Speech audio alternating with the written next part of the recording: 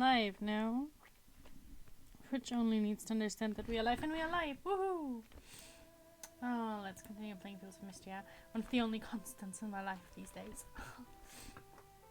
Actually, kind of true. Also kind of not true. Also kind of true. I play this game a lot.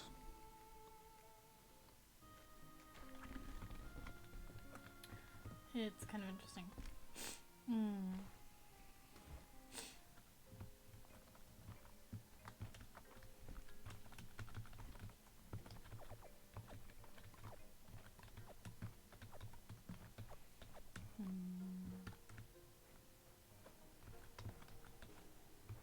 Oh, I thought I could like maybe shake off the snow or something. That would have been cool. That is kind of, it has kind of become a constant in my life, and I really like that. Well, I'm still struggling to figure out other days to stream and other things to stream. Mistria is kind of always there, and that's kind of a nice feeling. That's kind of a comforting feeling, isn't it? Hello. Anyways, let's check on our chickens. Check on the chickens. Oh, there's the door on.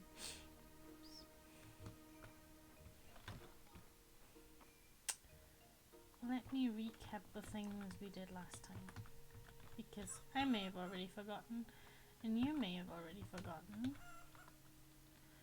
and this way we can all remember. We got some new chickens, the red one, and the pink one named Hyacinth, and the red one was called Poncietta, like the Christmas star flower thing that I cannot pronounce. That's okay. I'm still trying, but it means that we have more chickens now, which is kind of cool. Oh no, this is the wrong food. But 1, 2, 3, 4, 5, 6. It means we still have room for 2 more chickens. But I want to wait until like those are grown up and maybe like pair them up, because that way we get like the better chickens, basically. You can eat this if you want to, and you can eat this if you want to, and you can also eat a beet if you want to. Good job, everybody ate a beet. And I think one of our cows is pregnant too, so that's also nice. Oh yeah, no. Thing. Yes.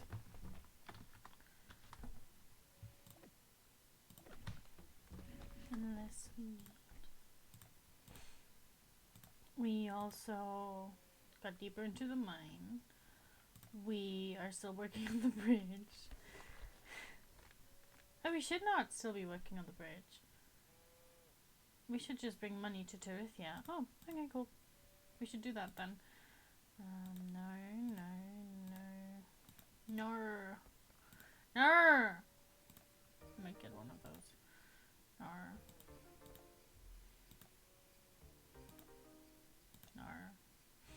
Maybe. We'll find all of these in due time. Just not right now.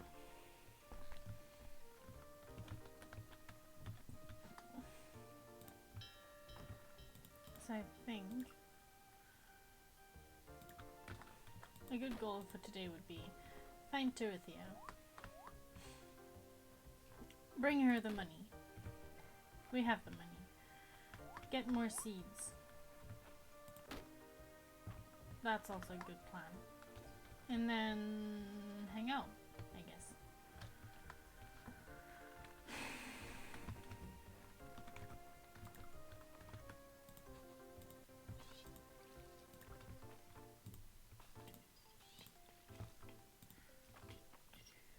Looking on other seeds. I mean, we should probably buy all the seeds. Wouldn't hurt. Colorus, how's your day going?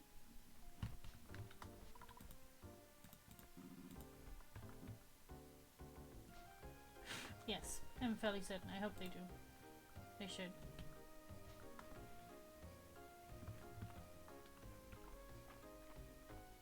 No, you got a lot done last time. You also got a couple of like heart story quests, which I think was also a cool move. Sometimes it's just, sometimes we're just doing really well, and other days it's more of a quiet life. That's just how things work. Murder the hill. Ah, it's just one hair. I mean, good for both of you, I guess. Yes, I will get you some. Oh.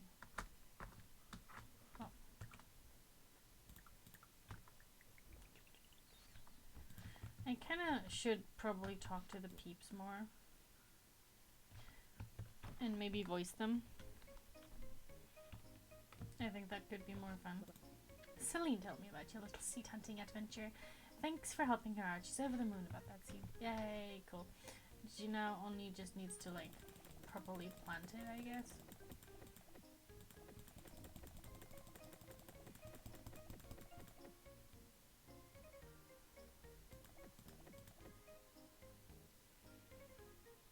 Yes.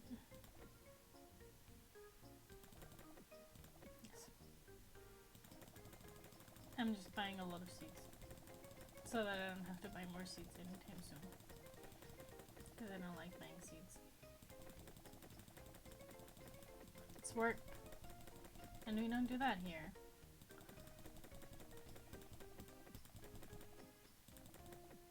We could actually buy less of those, I feel like. Because we only need to plant a couple of those, like, every winter.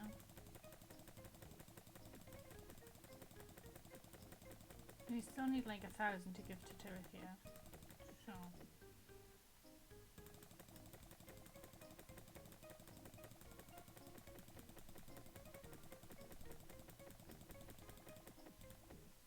So that goddamn bridge is finally gonna be repaired. It's time. We've been dragging the bridge out for way too long. We need to repair the bridge.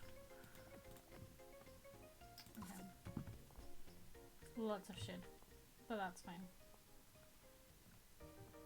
Oh, Bella. Just smell for yes, smelling it. No luck with the seed yet, Lilac. Don't worry, I'll let you know if anything changes. Yes, please do. Terithia's up there. That's where we want to go. There's a coin lump over at the museum.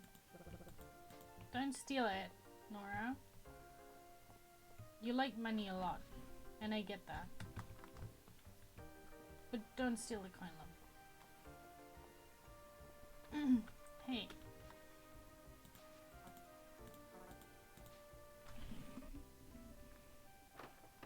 You like when I voice them. I like when I voice them too, but I forget the voices.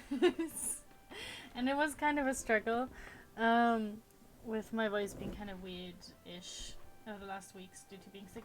But it has gotten better. It is, I feel like it's slowly getting better every day. Wow, you two! Stone pillars of wooden slats and a rope to tie it all together. Easy to replace if anything starts to wear out. How are we liking my Scottish? I think Scottish is good for Terithia. I just don't know if my Scottish is good. And flexible enough to ride through an earthquake. Time for some island exploration. I'll pass on the good word to the rest of the town.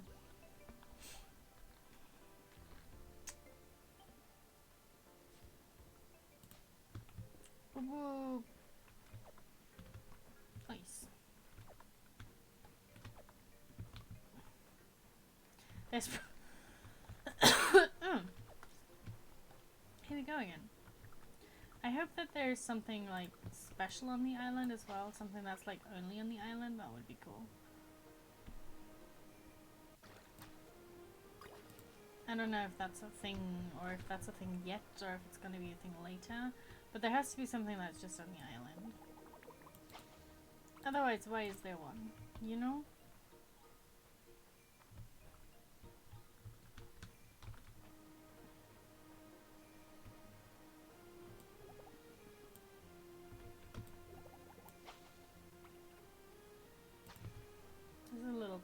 beach area where we can swim without swimming too far, I guess.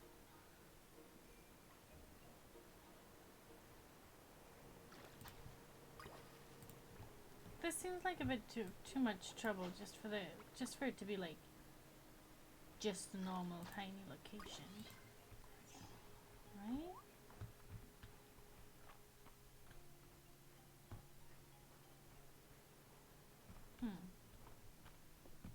There's nothing here.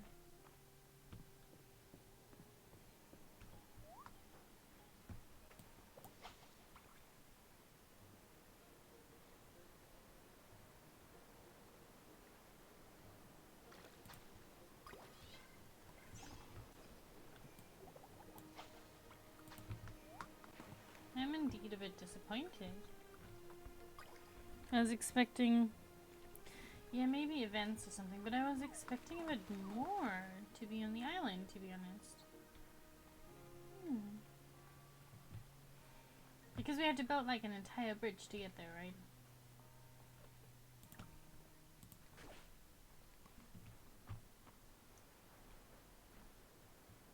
So that's it.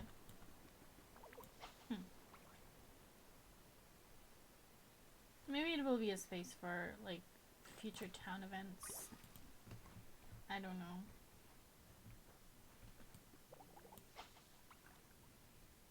But it feels a bit anticlimactic. Maybe that's also my fault because like I took so long to actually collect like very easy to collect materials because I kept doing other things.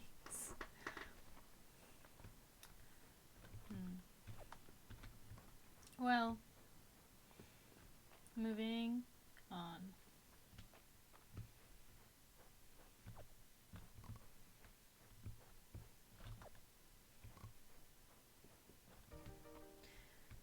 Shark?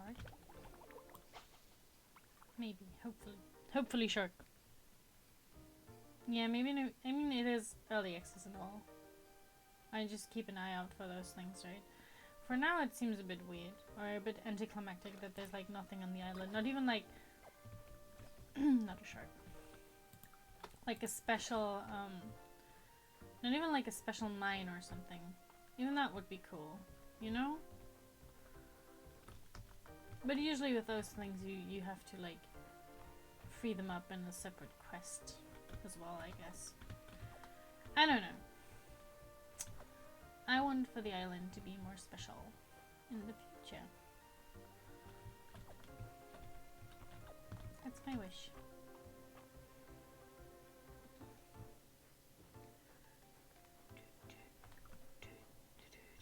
Oh no, I made a mistake. I should not have bought like multiples of 9 because I already have a lot of those. That was silly of me.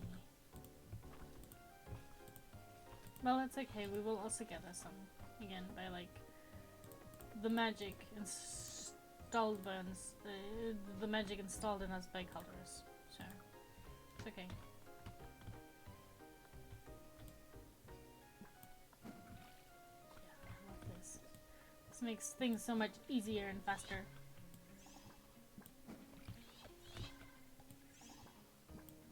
One day we will have the entire farm automated. That was my fault. And then we won't have to do any of this, and then every day is my day. That's the goal. That's the ultimate goal. Make every day, live every day like it's my day. See, we already got one.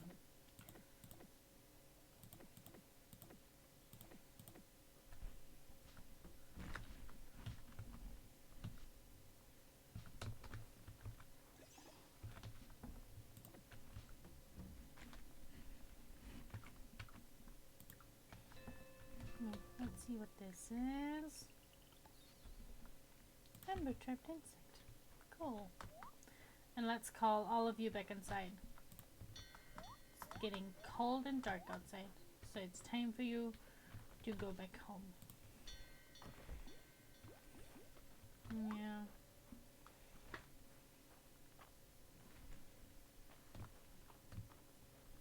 I mean, the island still lets us further a goal of like making Mistria great again, I guess.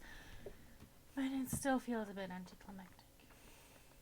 For it to like have very little resources and us to have having to the cows are really cute.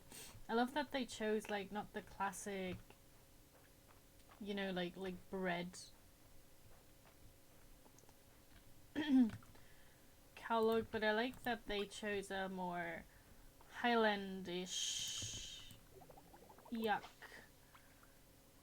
like original cow vibe. You know what I mean. That's what I mean when I say this game isn't very different in its base, right? Like the base is still very much what a lot of games like this do. But I think it's the attention to detail that like really gets me, that I really love. The attention to these small things of not just saying, oh yeah, see, we have that freshwater eel. I think March won it. That's good for March, I guess. That's nice.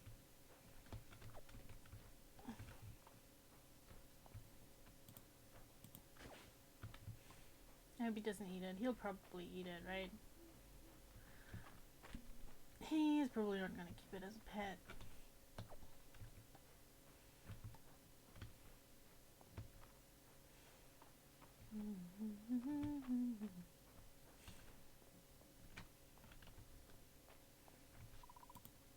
Yes.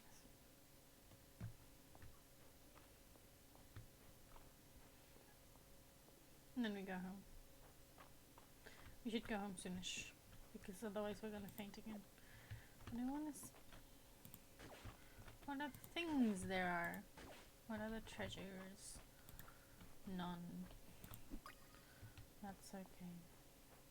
It's not disappointing at all.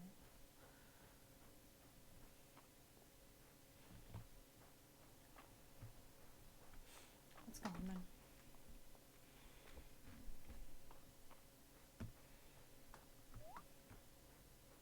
It's like the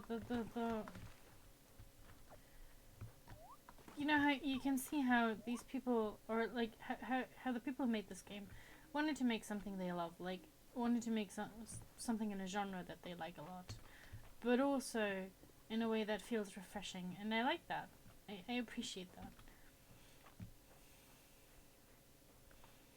Because of course video games follow trends, right? Like literally anything on this planet. And so Stardew wasn't original by any means, right? We're at a point where it is nigh impossible to create something original. The idea of playing farmer, the idea of playing working class to a certain extent, we could look into. Oh my god, that would be an interesting topic to like look into, right? Kind of the idea of like cosplaying certain social. Anyways, I'm getting distracted. No, was by no means original, not even in its concept. Like Marie Antoinette had an entire garden made to look like the French countryside to frolic around in and play farmer and pub, like, you know. Hello, hi. That is, I think that's my first raid ever.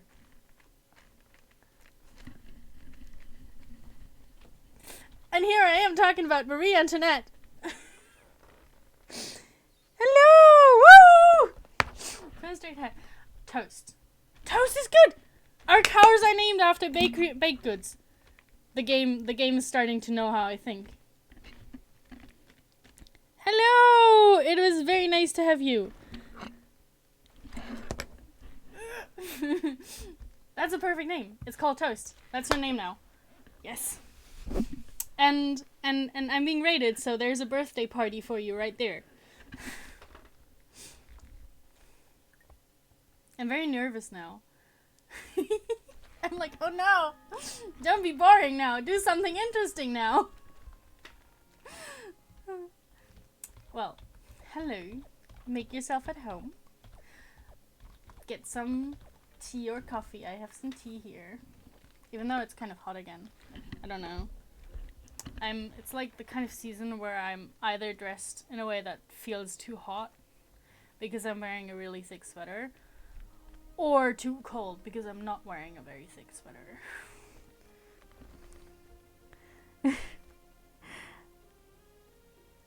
Oh, I am? Ooh, I thought I'm not very far along at all. That's what I always think, because I see like a lot of people on like Twitter and other social media having like these really amazing farmhouses, and then my little farmhouse is just like in its base state. There's boxes here so that I can keep all of my stuff, but that's kind of the amount of decorating I've done. Right? So I don't feel like I'm very far along at all. I don't know, I usually keep the decorating, like that's usually the last thing I do in these types of games, right? Because I wanna finish, like I wanna unlock everything first. I wanna know what there is first before I can like fully decorate my house. Crops, whatevs. Oh, you have like, I always try to have like a steady supply, but I feel like there's so much to do in this game that it's not really that much about farming, right? But I like to have like a steady supply of like every crop that I have in case somebody wants it for like a quest or request, or so I can feed my little chickies fresh farm produce. So that's important. That way they stay healthy. But yeah, I don't know. When I play Stardew, I have like this massive farm that's like basically a self-runner at this point, because I have all of the oh wait, let them outside. All of the sprinklers and stuff installed. But here it's just, okay, I have these crops. If somebody like wants snow peas for a request, that's fine, I can give them some. But there's so much to do that like farming isn't really my priority. No, not you. You're supposed to feed it to the cows. They're hungry. We were just talking about how cute the cows are, right? Because they look so much like Highland cows, or like cows in their more original form, right? Not. Yeah, you can. Yeah, you can. I don't think you can feed them. I mean, it's too late now, anyways, because they've eaten. I don't think you can feed them dishes, but it's really fun. You can feed them the crops from your farm, which I think is a really cool touch. I'm not sure if it does. If like, it probably also makes them like you more. But there's a big question mark behind that. I'm not sure about the mechanics of it, but you can feed them like your little crops, and it's cute, right? And I love that, and that's what I mean with like this game. It's in the details, man. Like farming sims aren't a new genre by far not, right? We've been playing farming sims even before video games existed. That's why I was talking about Marie Antoinette. She had that like big garden estate thing where she would just frolic around and play peasant, basically. Let's just say the French did not like that very much. But it's just, this game doesn't do big changes, right? The cows look different. They don't have that classic form, that squishy kawaii form. But it's just the level, the attention to detail that I really love about this, and the fact that you can feed them, like the cows and the chickens, you can feed them your own produce. You have a dragon you can talk to and possibly date. That's a big pro. You can date a dragon. Yeah, it is a bit of a bother having to water them every day. I tend to forget as well. But that's okay. But yeah, you'll also kind of save on chicken food, I guess. But then chicken food is not necessarily something you have to buy because you can find it literally in the grass, right? Like it literally grows everywhere. Oh, it's Saturday. We've missed the inn again. That's also a thing. I love Friday nights at the inn. I love that event, but I keep missing it. I keep forgetting it exists. Oops. Like, I love you guys. I'm just like not good with like time. And today's market day. That's nice. No, but you possibly date? Yeah, I mean, with Calderus, right? He has like the little heart emblem, right? And that signifies to me that you can possibly date him, because if you look at Hemlock, who you can't date, like he's not a bachelor, he has like the diamond thingy, or like the jewel thingy. Why do I believe that? My hair was purple for a while back when I talked with the band. Hemlock was a French accent, I remember that. Might be fun to date again. Take a little trip down memory lane. Please don't. But like Adeline, who you can date, has a heart. So Calderus has a heart. So Calderus you can probably date. Yes. That's what my spidey senses are telling me. That's what I've spent like years on Tumblr for. You know, to notice the monster fucker bait when I see it.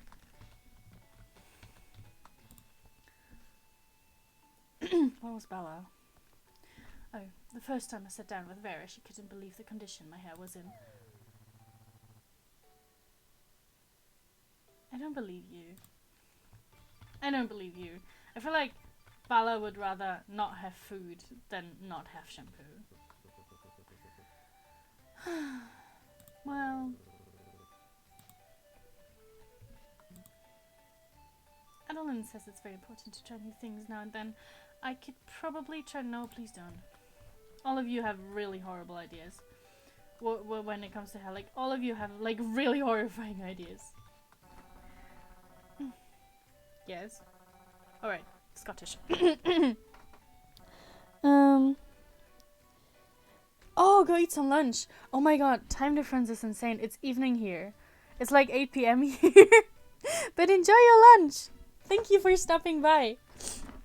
That made me really happy. Go enjoy your lunch. Time is such a weird soup. Holy shit. Lunch. Bye. Errol talked me to trying a mocha at Darcy's. I've never tasted anything like that. Sweet and bitter, like my true love, the ocean. Dorothea gets me. Dorothea would have hated Dave the Diver too.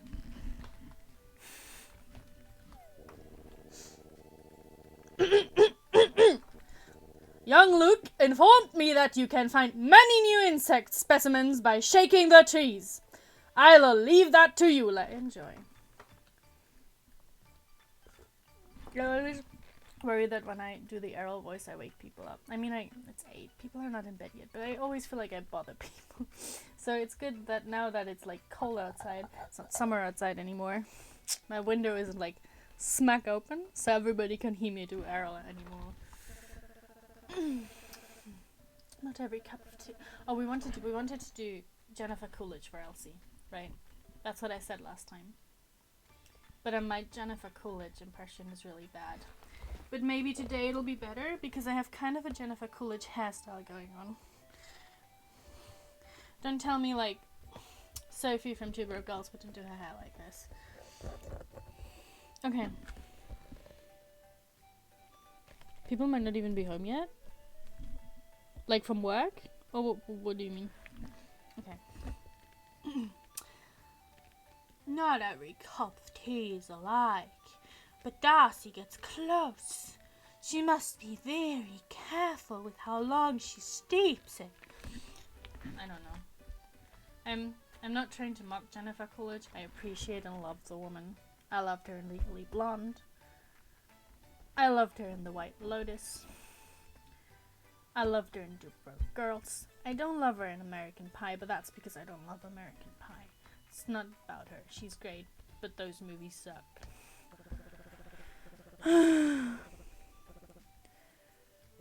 Oh, that's what you're saying. Yeah, maybe. It's just time, you know? Confusing soup. Because it's pitch black outside here. Dell may tell you otherwise, but she is not allowed to have any coffee. Not after the incident.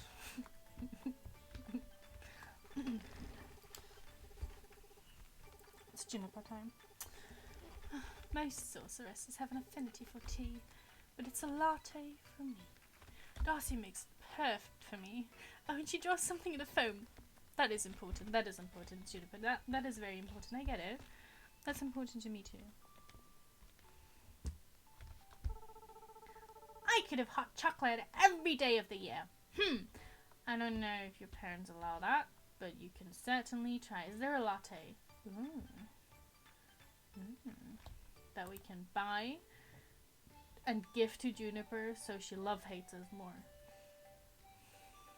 Mushroom brew. Why do I kind of want to try it? Why do I kind of want to try it but also kind of don't want to try it? Mocha. I want to buy some coffee.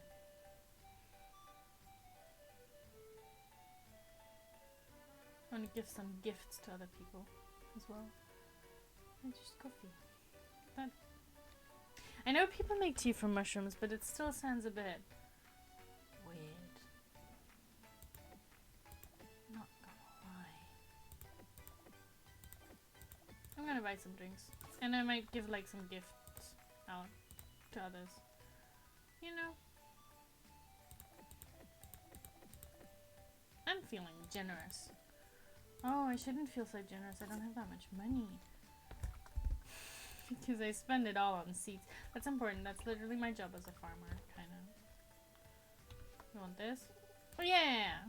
Nice. Do you want this, glorious lady? No, you want jasmine tea is what you want. I mean, I don't have jasmine tea. I have lemon tea. Yes.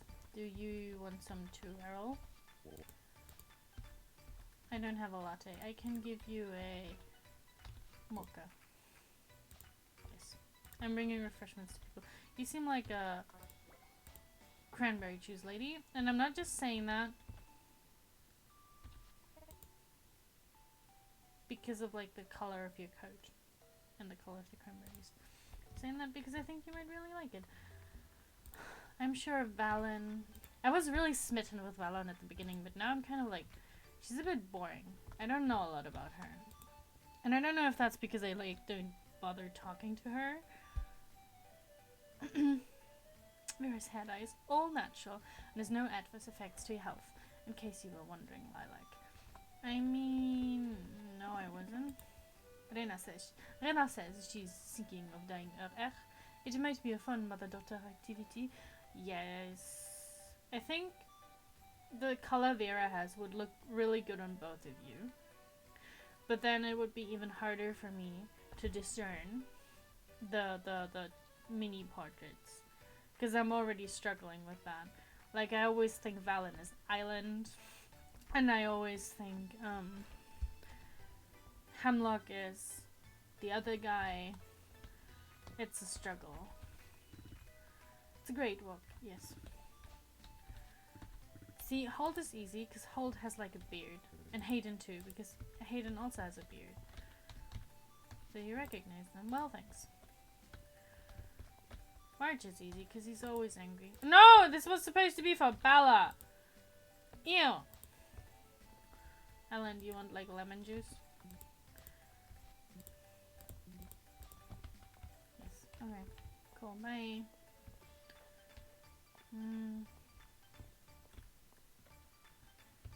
Girl group. Oh. I heard Louis had some cute shots back in stock, so I came running. Yes. You want this? Celine, you seem like a tea girl. Yes. I enjoy your chats too. Why would you do that? Why would you do that, sir? Stylish expression. That's what Louis says when he sees me. I think he means he likes my style. Maybe he's just telling you to like ramp your style game up and express yourself more. Landon. I keep confusing Landon with Hemlock in the mini portraits. Yes.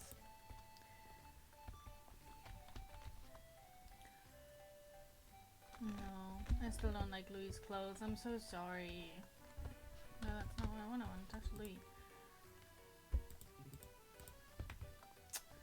I really want to like Louis' clothes, but I really don't. Yeah, it is, Miri. It is a bit of a cold one.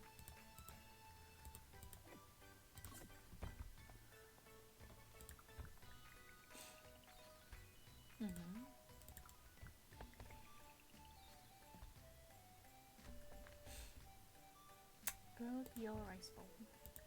Oh, that's delicious. I mean, I'm not the biggest fan of grilled unagi, but you know, it's like really good. Tempura unagi. I love it. I mean, to be fair, tempura anything is kind of great. It's kind of tough to screw up, like, it's actually not that tough to screw up delicious fried food. You just have to fry it for too long, or in bad oil, or fry it for not long enough, or the oil is not hot enough, so everything gets, like, it's actually very easy to fuck up fried food. What am I saying? But it's actually... Who wants a coffee? I don't think I did my hair green, but I won't. We need a good himbo voice. Who's a himbo we could imitate? I feel like Hayden has an Australian accent. But I'm not good at doing an Australian accent on purpose. It just sometimes slips into the way I speak English, which is weird. Mate. I don't think I dye my hair green, but I wonder if Henrietta would get a kick out of green feathers. No, please don't. Dyeing your pets is kind of like really mean. Even though it seems funny, it's not. No, don't need it. Talk to Valen. Yes, I'm very well. Almost too well. Let's give it to Ulrich. He seems like a nice dude. Damn, now I want unagi tempura. It's hard to get by here, I think. Like, the unagi. It's not that hard to get by a tempura batter, I guess. I mean, I'd have to make it myself, but still.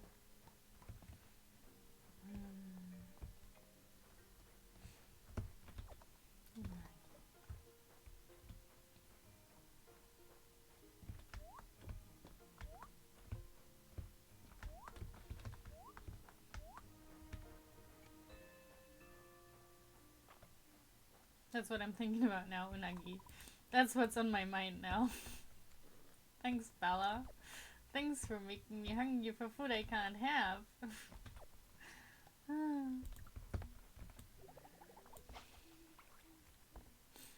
Peace.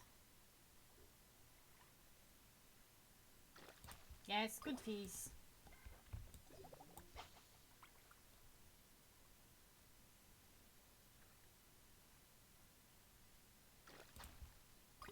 Another eel. I'm not cooking much in this game either. Like, cooking is probably my, like, worst skill at this point.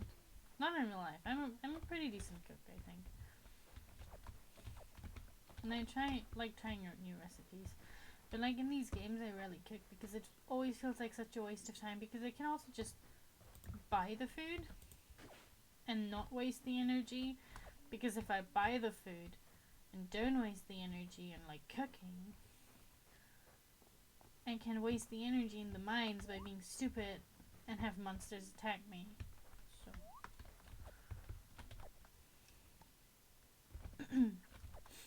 that's a thing.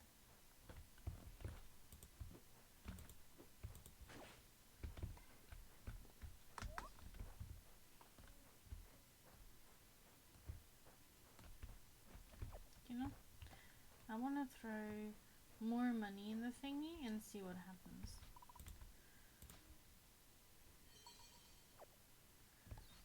See? More food. What did we get last time? We got an item last time, but I don't remember. Yeah, I think cooking in this game uses energy and time. At least what it uses is time, right? Because the crafting, other things, will use time. And I think energy. I'm not sure, but definitely time. Oops, sorry. Why am I apologizing to the fish? I don't know. I'm just trying to be very polite, I guess.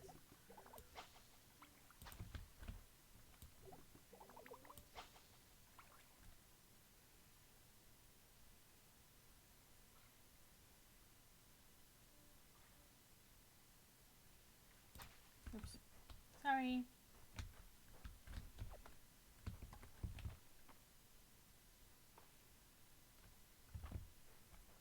Yes, we're getting him.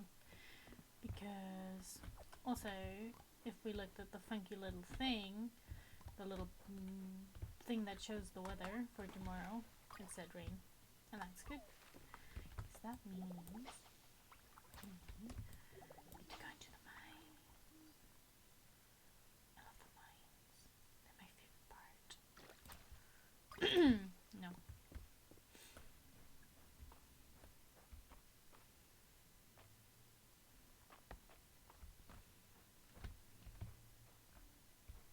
Oh, that's just a thing that glows. It's an insect.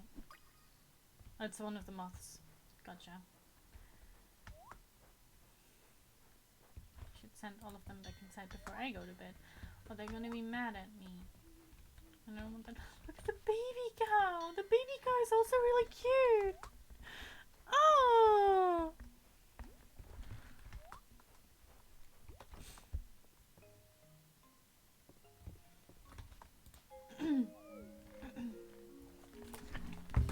Should not be drinking this late. I'm gonna make sleepy times really hard again. That's okay. I'm an adult. I can make my own stupid decisions. I'm on my way.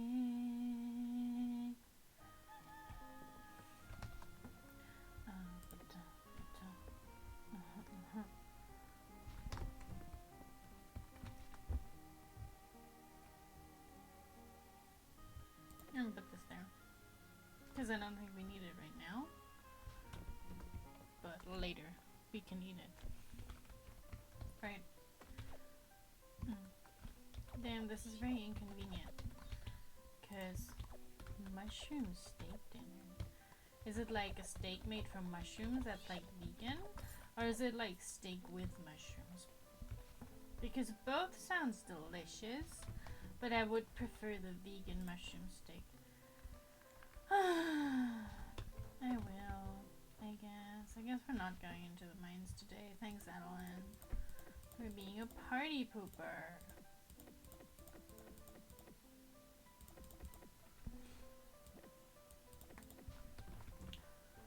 Fucking Adeline. Who does she think she is? She's not my, I mean, she's my boss. She literally owns me. But I'm still gonna complain. I mean, I feel like Mistria probably doesn't have like the old nobility rules the farmers on their lands rule, but like... No, damn, I'm so stupid. That's okay. We grow just one more cauliflower. Cauliflower. Well, that may have been a mistake because I don't know if 7 days are enough to grow cauliflower. Well, we'll find out the hard way. You know? I mean, I guess I have to feed all the animals anyway, so... I don't have food for you, I sold all the food for you. Sorry, I'm gonna get some back. Still a better boss than the raccoon guy. Yeah... I mean, the raccoon guy is really sketchy. And he's not even, like, trying to hide it. He's just sketchy.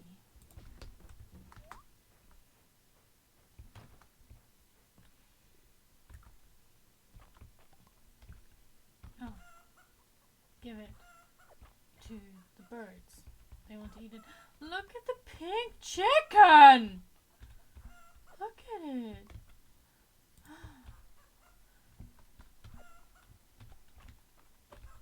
Do you see that?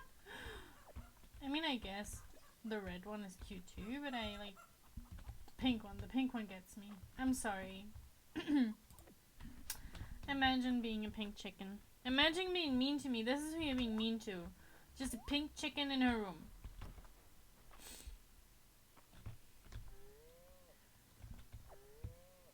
Yeah. Gooey. Yup, yup. I love the little, like... It's not zoomies. It's like tippy taps. It's like when a dog comes to greet you. Oh, I love tippy taps. I love zoomies too. But zoomies can be a bit exhausting. Especially puppy zoomies. Puppy zoomies are a lot. They're cute, but they're also a lot. Alright, we're gonna meet them at Hayden's farm. While we're at it. Oh, it's gonna trigger anyway, so. Yay. Wallach, welcome. Welcome. We've been discussing preparing long-lasting rations to fill up the remainder of the town's food reserves. It is a tall order, Captain. I'm happy to help with the cooking, but I need the ingredients. Leon has been positively bustling with now that the earthquake damage is repaired. I can't have our regulars go hungry. You know, I'll give as much as I can spare for... You know, I'll give as much as I can spare for the town, Adeline. But I'm afraid my flock and herd are already at capacity. I don't think we can cover a whole request.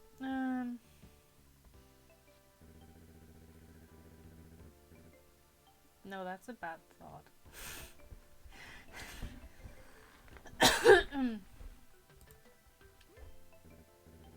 I'm not gonna say that.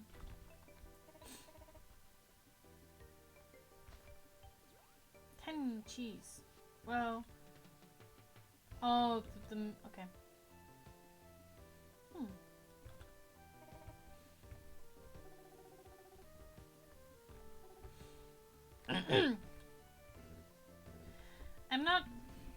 I'm not judging right now.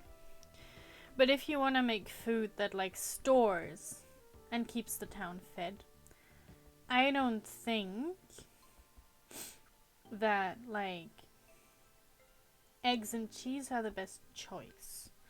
Some cheeses, yes, because cheese is already like fermented and long-lasting food. Like making cheese is a process we do to make like long-lasting food, right? But I feel like eggs are not a good ingredient. Not criticizing. Just, you know. Milk is a bad idea, and eggs too. Yes. I think she doesn't want the milk. I think she wants us to make the cheese, right? No. Ignoring all of that. It's important that we get to the mines now. That's the goal. We can forage tomorrow. Forage tomorrow, but tonight go crazy. That's not the lyrics. Oh my god, I love that song so much. And I'm not the only one. Everybody loves APT by Rosie and Bruno Mars. Everybody's like, oh my god, this is the best song I've ever heard. And yes, it is. That's because it is. Oh, cool. There's Bella. What are you doing there, Bella? Are you bored?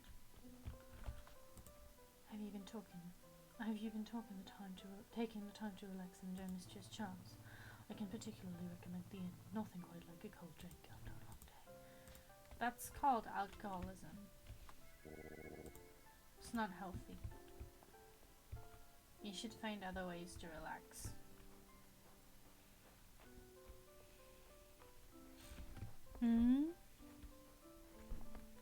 Which mission? Oh, yeah, no, I didn't. Oh, yeah, I get what you mean. Yeah, but it was still annoying. Mine time. Let's go.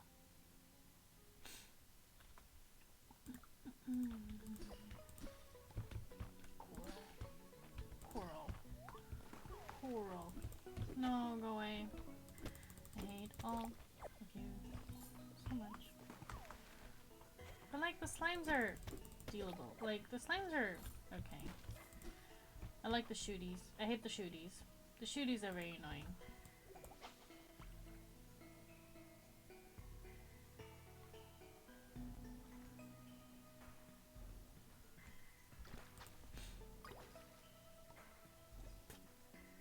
Sorry.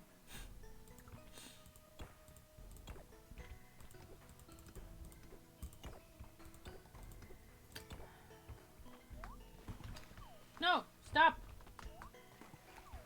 I was just talking about how annoying you guys are. Stop being mean. I told you, you're being mean to a little pink chicken. That's what you're being mean to. Doing my makeup today was kind of a struggle. It was a really big trust the process kind of thing today. Because I really hated everything I was doing. I was trying out a couple new things. Stop it! Where's the ladder? There's no ladder. Right? Am I being dumb? Am I being huh? Huh? Do I have to murder him? I don't want to have to murder him.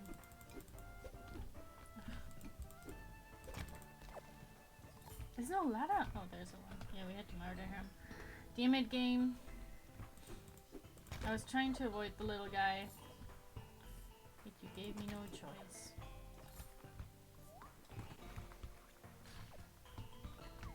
No, it's like going. Oops. Stop it. What's it called? The iron sword is really making a difference. I feel like, so I'm not. Come on, bring it. I want to have a good look at things because A, we need more iron always and forever, but we're also looking for certain items, right? That the lady of the mines wants from us, and it's important we fill her request because she's pretty. But it would also be important to fill her request if she weren't pretty. It's important to be nice to people. Doesn't matter if you like them or if they're pretty. A little bit of respect goes a long way.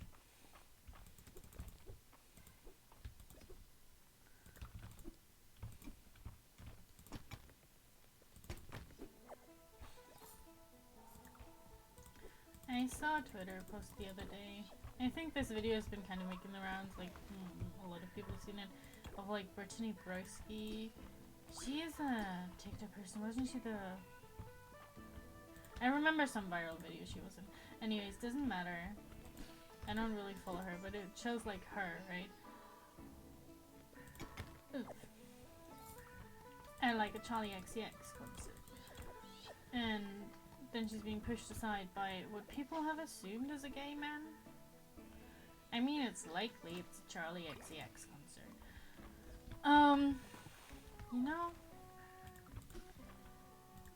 And it's in LA. But, I'm not saying that all gay men listen to Charlie XCX or that it's a requirement, but I feel like it's more likely that gay men listen to Charlie XCX than straight men. Anyways, that's what people assume, right? It's pushing her out of the way in this dancing, and people, for some reason that has caused debates. Interesting ones. Say the least. I think they're interesting ones. But I also studied media studies. So, I think a lot of stuff is interesting that really, really isn't. But, and then on the other hand, I hate things that other people really love. That's that me depresso. I'm really good at ruining shit for people. And I have a degree in it, too.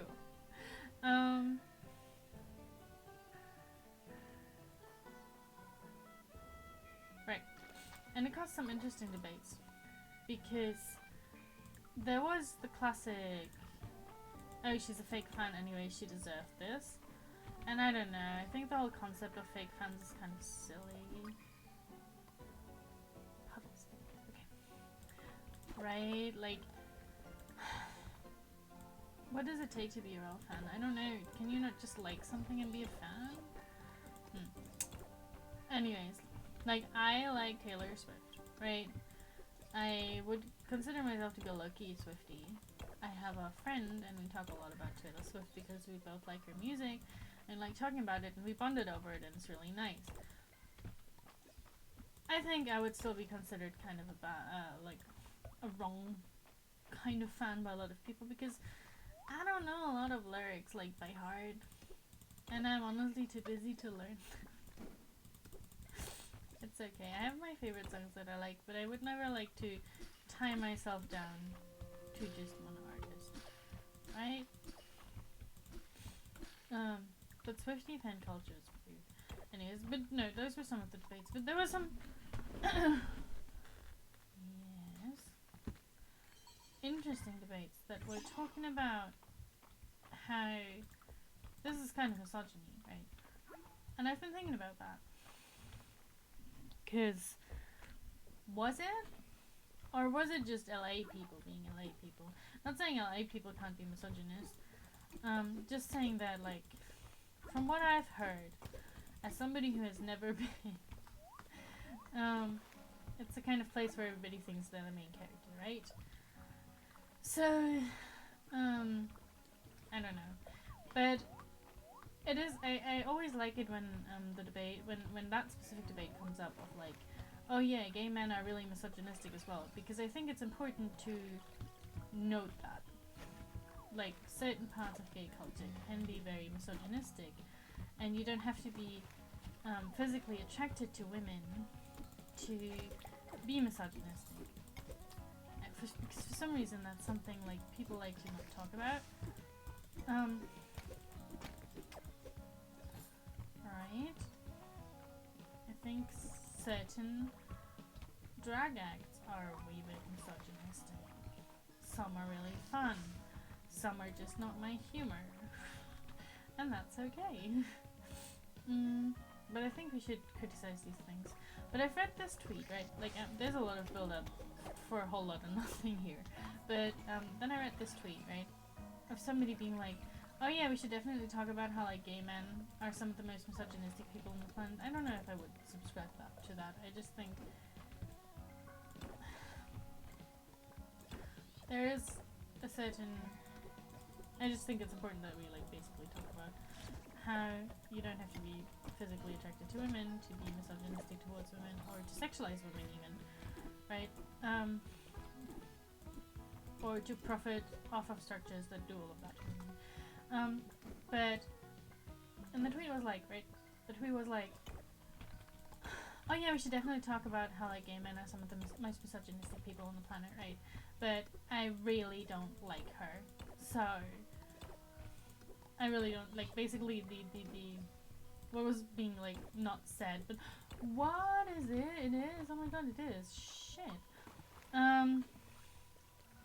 So basically like the implication there being that, oh, she's kind of not a good human, and I don't like her, so she kind of deserves it, and I don't really care.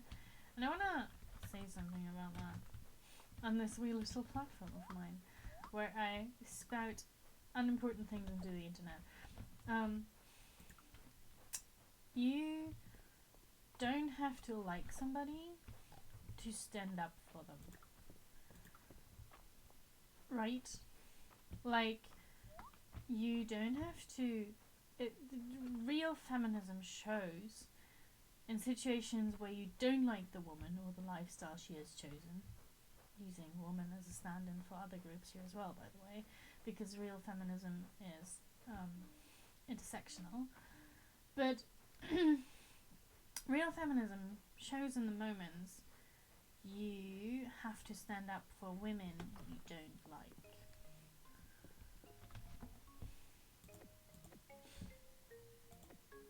So you don't have to like somebody to treat them like a human, and you don't have to like somebody to think they deserve human rights. You can still personally not like them,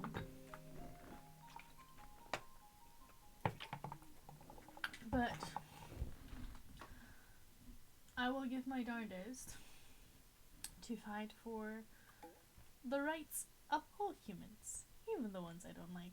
Sometimes, especially the ones I don't like, because there's usually a reason why I don't like them. And it very often has to do with the fact that we don't really understand each other politically. And that very often has to do with the fact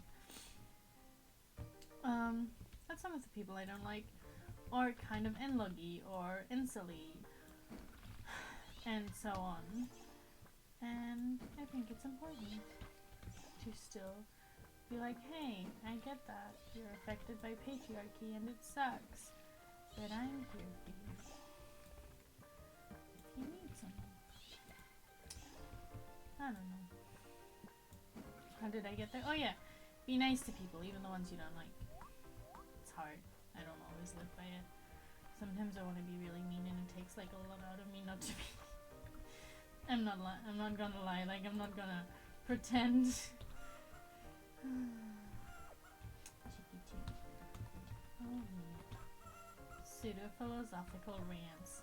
That's what you get on this channel. Nothing useful, but pseudo-philosophical rants. That's what I'm good at. You want egg? Here you go. You want egg? I like this. It seems weird that they would eat their own eggs, but chickens actually do that. Funnily enough. I think misogyny from gay men, or queer people in general, might just hit close to home. That's why people think gay men are the worst misogynists, even though they might not be. Because it might feel more backstabby, I don't know. Sanism, ableism from someone I supposedly share a community with would hit me harder than from somebody I expected from. I don't think it's even about being like, who's the worst misogynist. That's not... right? It's bad enough that they are being misogynistic. And I think there's a very specific flavor of misogyny that's very intrinsic to gay communities, as somebody who has only witnessed those communities from the outside, right? Like, as in, like, I specifically talk about gay men, right? I'm not an outsider to queer communities, but I am an outsider to specifically communities of gay men, right? So it's... I think there's certain parts about that are very misogynistic. I don't think it's about who's more misogynistic than others, because at the end of the day it's going to be a spectrum for everybody. Hyacinth has not been fed or pet. What? That is a tragedy and I need to change that.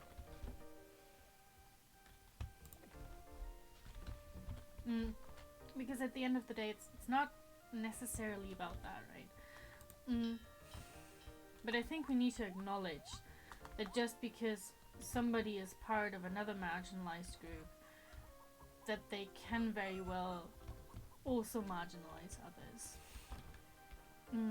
I get the point of the backstabbiness. I think it does. It's... you don't even have to go from one marginalized community into another. Misogyny that I experience through other women very often hits me harder than misogyny that I experience from men. Because at a certain point you start to expect it from the men. And I mean, at a certain point you should start expecting it from women too, because we all have these things internalized. They didn't come from nowhere and they're not going away, and it's just, we've been taught these things, and we're all racist and we're all misogynist. We you know, like, we've all been socialized. So,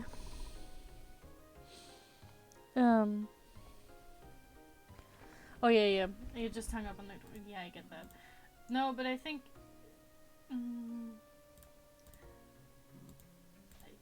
yeah, but I think it's still important that I say that, because I haven't said it when I was talking about the tweet, and I still think it's an important notion, right? That it's not even about who the biggest misogynist is. Right? It's bad enough that there is a certain misogyny ingrained in there. No, but I get that, like, experiencing misogyny from other women very often feels harder than experiencing it from men. And you'd think that somebody who has experienced marginalization themselves, right, who has, especially gay men, experienced misogyny as well, right? Especially gay men do that, because especially effeminate gay men, I should say, because they're being taunted for wearing makeup or nails or behaving in a way that would usually be attributed to females, right? So they should know what it feels like. So I get that it feels more backstabby, but I don't think that's even the point. I think we need to start acknowledging that these things happen in any community, and then we can talk about it, and we can help each other grow and heal. I sound like a very holistic Gwyneth Paltrow kind of lady, but, like, you know, that's kind of... I don't know. I want to inform people, and then I want to help people get better at stuff. Because I got better at stuff. I used to be pretty unlucky in my teenage years. And I'm glad I got over that. While we were talking about Taylor Swift, right? The moment I let myself enjoy girly things again, and it's not like it was like a set moment, it was more up and down. But for example, the moment I let myself enjoy Taylor Swift because she released Folklore and that sounded like something I would really like, so I checked it out, even though I was very much like, I don't like Taylor Swift, I'm special. I'm a special little girly girl. The moment I stopped doing that and actually checked something out, I did not only find music that I like, right, and then bonded with somebody over it. I talked about my fellow Swiftie friend.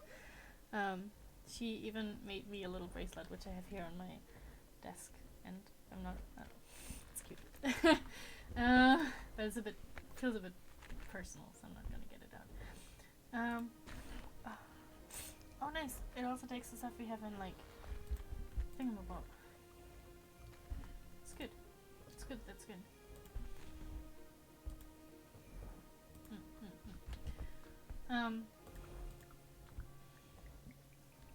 It felt very freeing.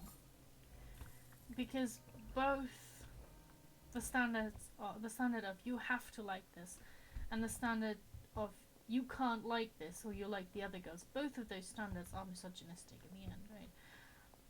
So the moment you let yourself like things simply because you want to like them is really,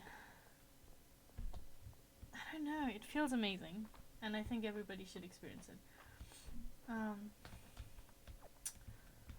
Here I go again, talking about the big old bad sad topics. No! Fish. I could be talking about fun things. What are fun things? Fun things are me thinking about which horror film to watch tonight when I fall asleep. Yes, I fall asleep to horror films. Don't get at me, I'm not like... No, I don't fall asleep to all horror films. It has backfired on me several times where I put on a horror film to fall asleep and then I wake up at 3 AM in the middle of the night, kind of in this half awake, half asleep state, and I get like a really pumpy heart, and it's not full on sleep paralysis, but it's a weird state. It's not the smartest choice I make, but I still make it.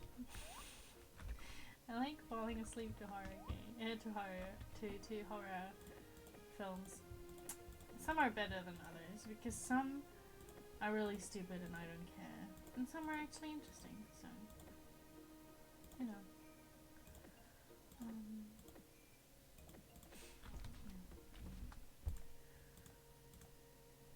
Right? Yeah, Chelsea and the thing. So, you know. But I'm thinking about which horror film to fall asleep to tonight. Because I don't know what to watch it. I think 2024 was a good time for horror. It was a good year for horror. And I still haven't seen a lot of the new releases. I made a letterbox the other day. Because I want to start logging my... a letterbox. I want to start logging my films. I could link that on the Twitch as well. I need to check. I think there's something like Letterboxd for games as well that I would want to, should probably get, and then people can read my opinions on this. No, I watched Long Legs, and I wanted to log that. It's so weird. Why is my first Letterboxd something, a movie I did not like, just because I'll tell other people that I didn't like. But Long Legs is one of those cases, right? A lot of people really loved it when it came out. It's one of the 2024 releases, right? But I just did not vibe with it. Like, I don't know, I watched it 3 times. Once, I fell asleep. But that's on me, because I watch horror films to fall asleep to. So sometimes I fall asleep to the horror film I'm watching, you know? It happens. Shouldn't do that. The other time, I don't remember, I tried watching it 3 times. And I tried, like, paying better attention and being like, okay, did I miss something? Why don't I like, and I don't like it. It's not that I don't get it. It's a very straightforward film. I'm sorry to everybody who thinks differently.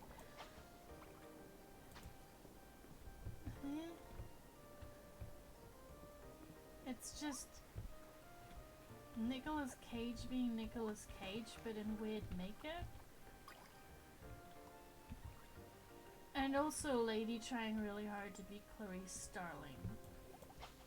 That's mean. That's meaner than it was. Because here's the thing. Here's what I appreciate the film for. It made me think about it.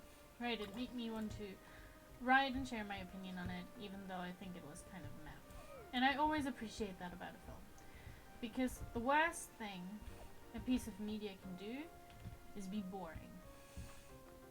And be basic. Right? That's just... Don't be boring. That's a crime in my book. Make me think about you. And it did. Right, I had opinions on it. And I appreciate that. And I don't think it's the worst thing I've ever seen. It's just, I was a bit disappointed because from what I've heard and how everybody was raving about it, it sounded like something I would really enjoy. So I tried to really enjoy it. I did not. Because I usually like these kind of pretentious, kind of ephemeral, constantly creepy and a bit oppressing films. It's something I enjoy, usually. But I did not think the plot twist was particularly plot twisty. I saw it coming from very far away. And that was disappointing. And I'm usually not the kind of person who lets that break her enjoyment of something. I think some stories are made up in a way where you see it coming. But they are still enjoyable because the journey there is fun. But I didn't have that with Long Legs either. Right? Like, there was a lot of disturbing and kind of creepy, uncanny, some even outright abject imagery, right? But it was just kinda... I've seen this before. And you, like, disturbing and disgusting isn't scary, and I think a lot of horror creators need to understand that. It's not like I'm directly looking at Damien Leone, but I'm kind of looking directly at Damien Leone. Or Leone. I don't know. But, it's disgusting, that's what it is, and like, abjection is a form of fear, like, it's not a form of fear, but it's essential to the horror genre, so it's not like I've read Kristeva, I've studied the media, but it's just not something that tickles me very much, if that makes sense. So, right, like, just because it's disgusting and kind of uncanny doesn't mean it gets me. Especially if it's imagery that's been there before. And I think what bothered me the most, like, and then your serial killer, right, the long legs dude, is just Nick Cage being Nick Cage. And he even sounds like Nick Cage. Even though he's trying to do like a weird voice. And he's in a lot of makeup, but it's just Nick Cage. And I know that, like, maybe that's what ruined it, right? Maybe I shouldn't have known that, like, Nick Cage is playing the serial killer. Maybe it would have been more fun. Because then it wouldn't have been that obvious. But he's just being Nicolas Cage. And I like a good Cage moment, right? But a good Cage moment isn't particularly scary.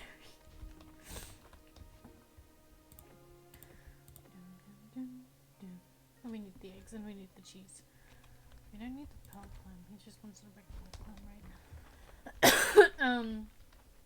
So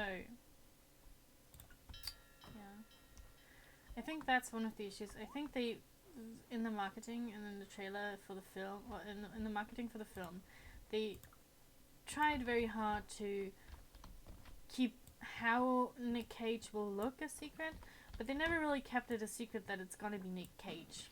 And I think that was their mistake. Don't get me wrong, I have issues with the makeup too, because I think it's a bit low-key transphobic. I'll get into that. And I'm not the only one who thought so, by the way. So it's not like me being snowflakey feeding the woke outrage machine. Sorry. We don't mock the assholes. But we do mock the assholes on here. Let's be honest. Let's mock as many assholes as we can.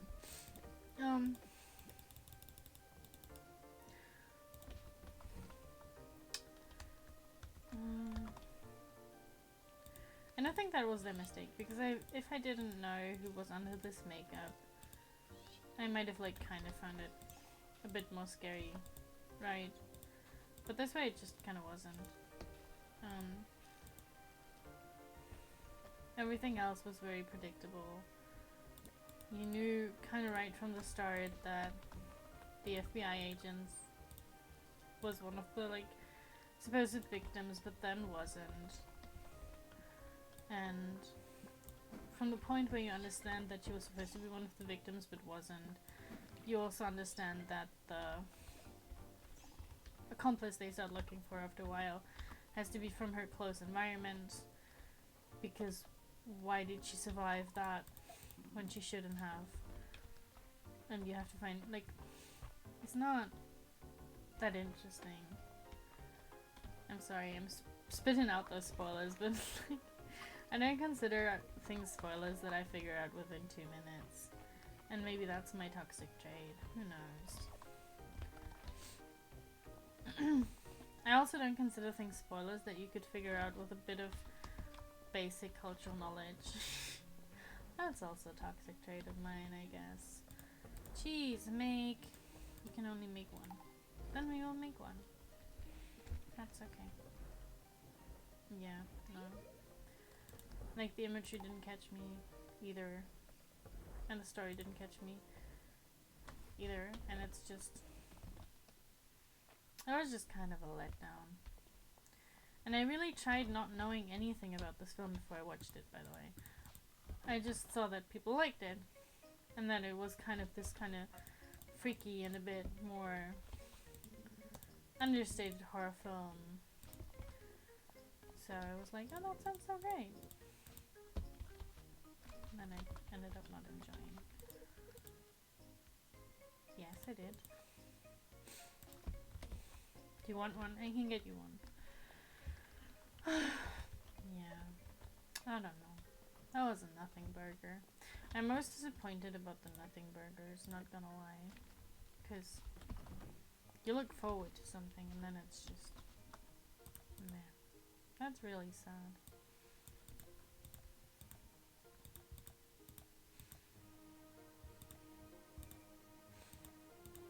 You want a lot of blueberries, dude. That's okay. We can get you a lot of them. We can try. We need to go to the museum. Right.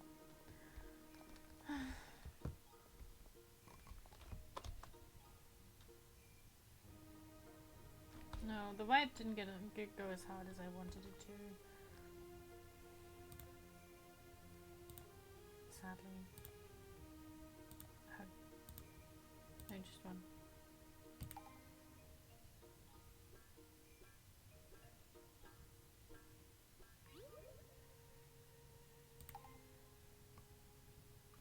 Spending my time with a lot of low-key disappointing media these days.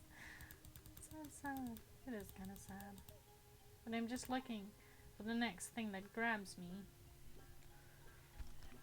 And I'm always taking suggestions. I don't know, I might look into the substance. Even though I know it's like... It's a stupid... Listen. It's a stupid idea. Because that's the horror film that's kind of popular on the onlines right now, right? The substance. That's what I see over my feed everywhere right now. And I know that it's kind of stupid to seek out the hype things while they're hyped. Because when you do that, you always risk being disappointed. Why? Because they can never be as good as other people say. They can't. Oh, what are you doing here?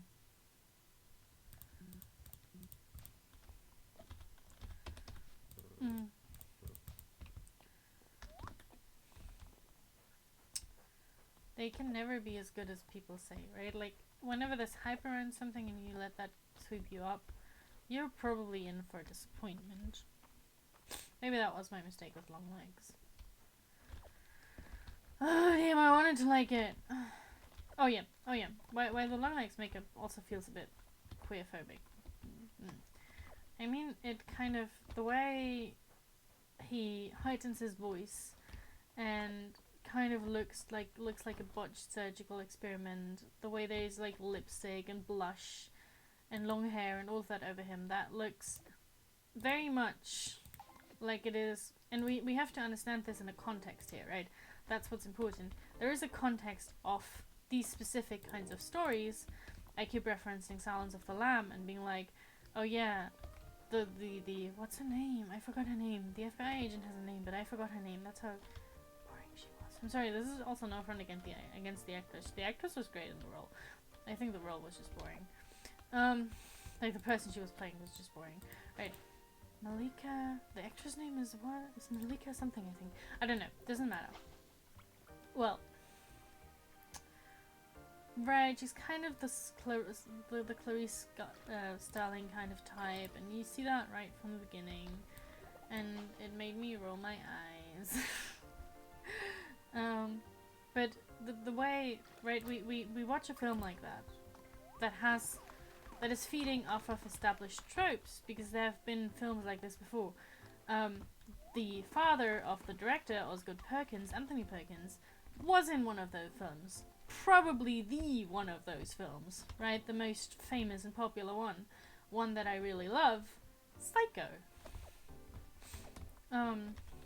And for some reason, these kind of serial killer thriller horrors, which I don't even know if I would call Long Legs horror. Maybe that was also the thing. Maybe people just falsely advertised me. I would call it a thriller straight up. Maybe call it suspense. But I think it's too boring. But I guess the genre marker still hit. Right, like the father of the director, Osgood Perkins, was in one of those films, right? That genre has a specific history of displaying queer people, especially transness or subtextual transness, right? Because with Buffalo Bill in The Silence of the Lambs, for example, Hannibal Lecter specifically says that, oh, Billy thinks he thinks he's trans, but he's not a real transsexual, you know, he's not real, he just has a psychosis like that. And with with Psycho, with Norman Bates, it's more of a it's this kind of intersecting thing of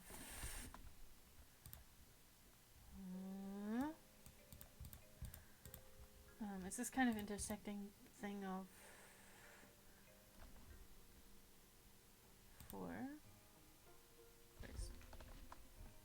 it's this kind of intersecting thing of ableism and that's Riz. Is that Riz? Is that Hemlock? Who is that? I think it's Riz. It should be Riz. Because this is Riz's uncle.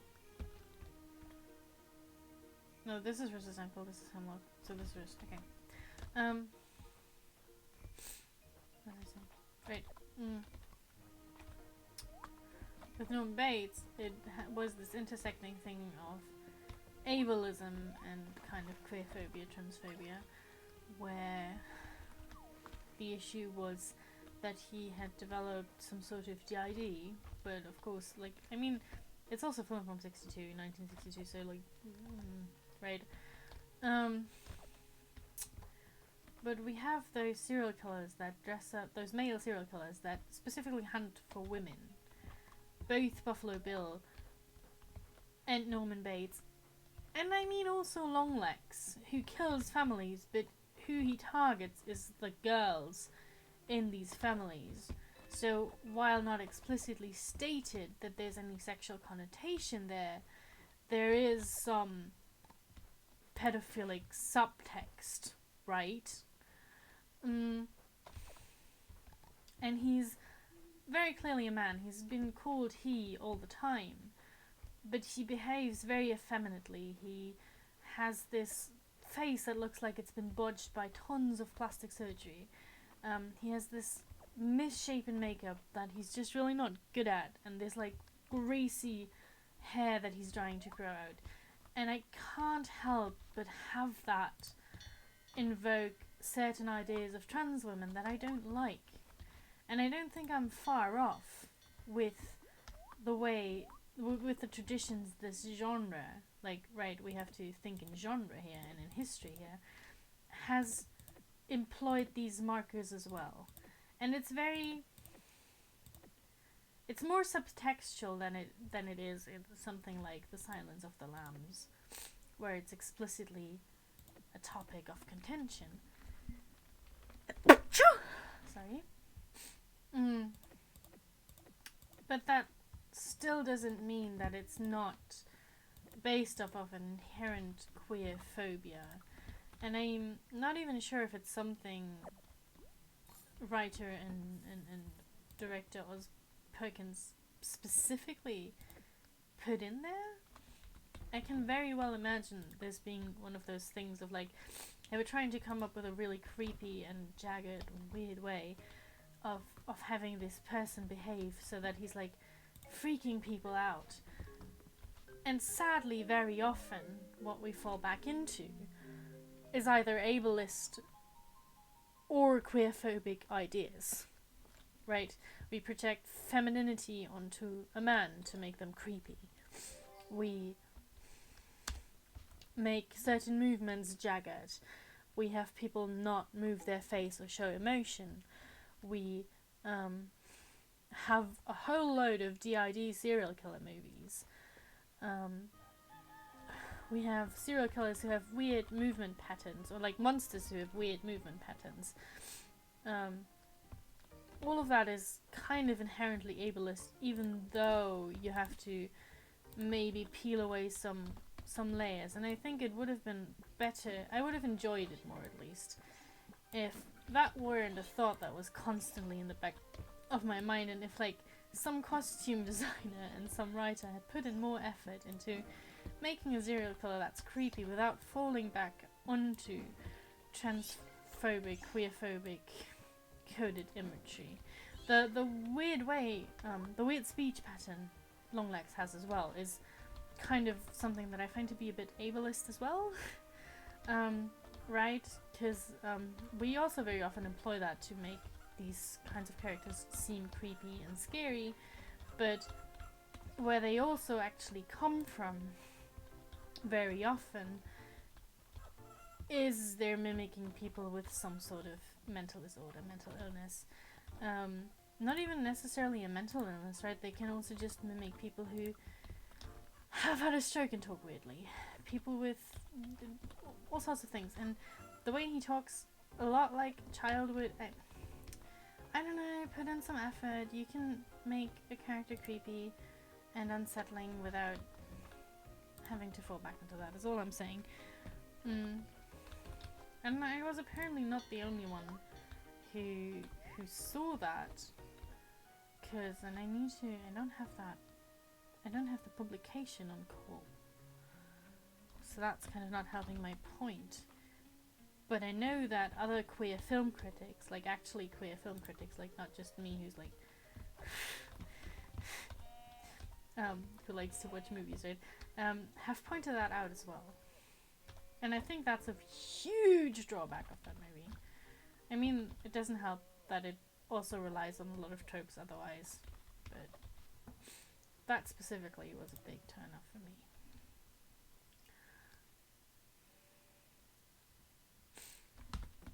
Right. Talking about things I hate.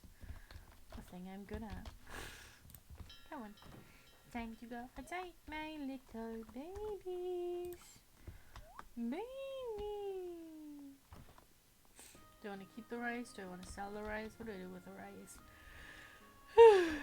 What do we do with the rice? I think we sell it. I don't cook a lot. Like, at least in this game, I don't cook a lot. I want to kind of see... Are you tending your fields? Cultivating the land will yield many benefits. I kind of want to see what happens, what Calder's heart events are like, but I think he's going to be a bit more of a struggle, because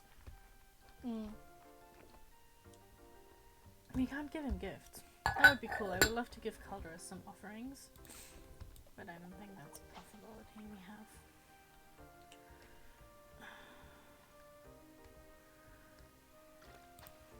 What am I? I'm also watching Agatha all along, and it's also kind of meh.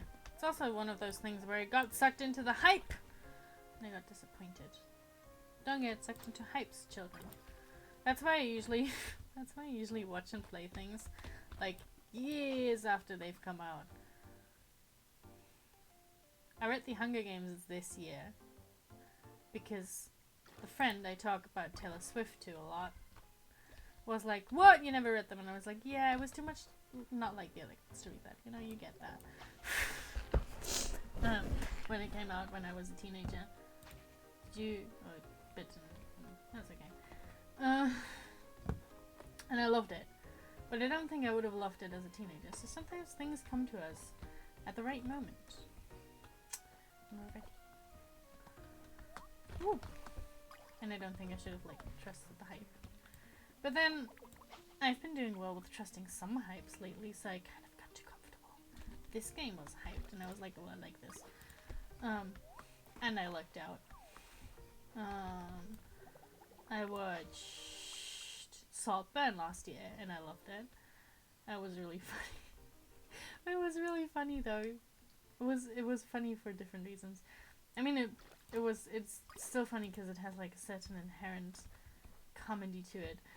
But it was so funny because, like, my mother kind of has a similar way of talking about things. And this aloof and nonchalantness that Elspeth has in that film. What's her name? Ah, damn. I'm not great with names today. And that made us laugh all the way through. It was very funny. And I think I get too cushy. I get too comfortable. I get too comfortable with trusting in things that are hyped. You know?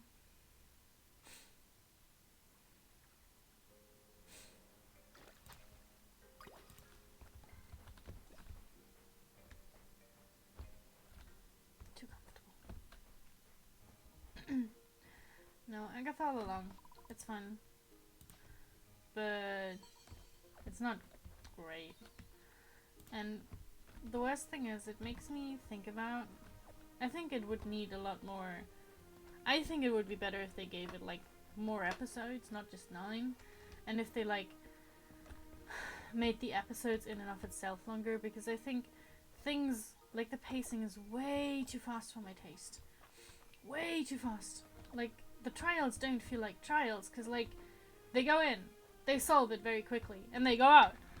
And it's just, there's no gaminess to it. No, you have to trick, you have to prove your wits, you have to, you know, it's just potion wits, which needs to brew a potion. She brews a potion.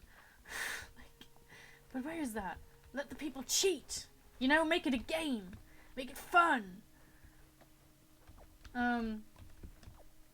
It all just feels very, like, the stakes seem very...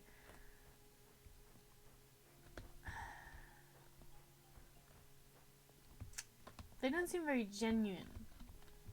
And I mean, that's because they really aren't. Because it's a Marvel and Disney production, and, like, they're not allowed to cruelly kill people. They're on Disney Plus. You know? I mean, they're allowed to kill people, but it has to be in a nice way. And then you have the whole comic thing where nobody ever stays dead in a comic book. It's not how these work. So the biggest stake you have is not the biggest stake you have, right? So you have to come up with a different biggest stake.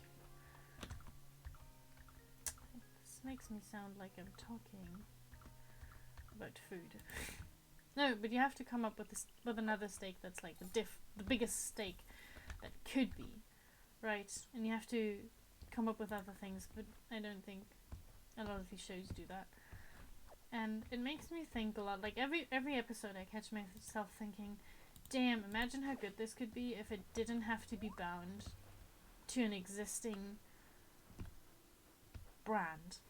Like, imagine how baller a show would be about a coven of witches who actually doesn't want to be a coven of witches and who hate each other, to come together and to go through trials, each one of them being very specific to their skill set, and they grow together doing that, and they become friends, and unlikely friends, but they become friends, and they become more powerful through each other, not by like battling it out or by having to be adversaries, but by actually discovering that they can come faster when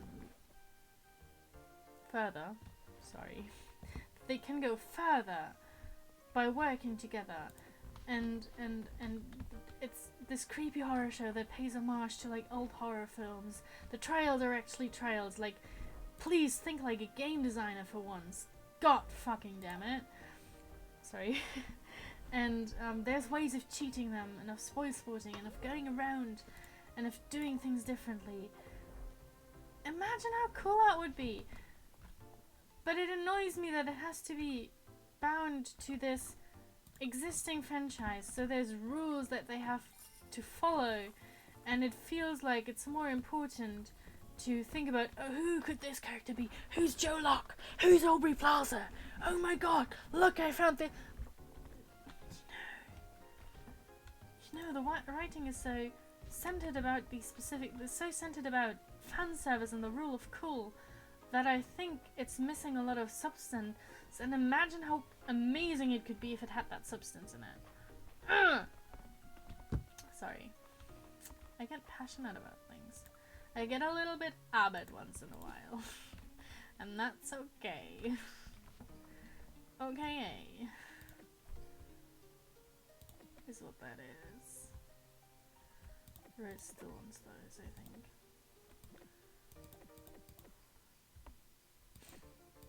No.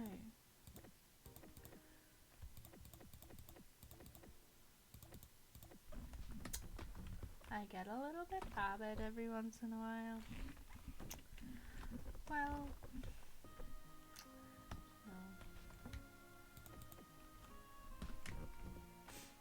no. Where's Riz?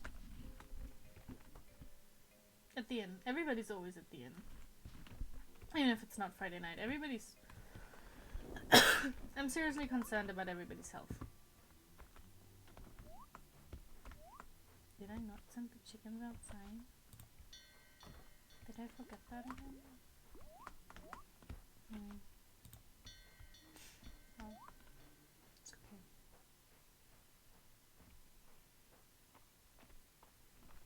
I'm seriously concerned about everybody's liver health. Not gonna lie. I mean, it's convenient, because this way where you basically, like, if you have to fulfill requests, you can basically wait until the end of the month, and then you just go into the inn, and everybody will be there. Hello, March. I'm a little bit torn about the perfect copper ore in the museum. Nice that people can appreciate it, but a chunk that size would make a handsome set of bracelets. So get different copper, sir. Oh. I'm so glad you're enjoying the wine, Teresia. I tried to find a vintage you'd like. You know, they age this one by submerging it in the sea. They call it unknown. That's not a very good. No wonder I like it so much. Yes, classism doesn't exist in Mistria. Yeah, I mean that's definitely. I can't see him, but like that's beer, that's beer. That's wine, that's wine. That's beer, that's wine, that's wine. So, you know. I mean, I don't think Dell is drinking alcohol. Or like, Luke.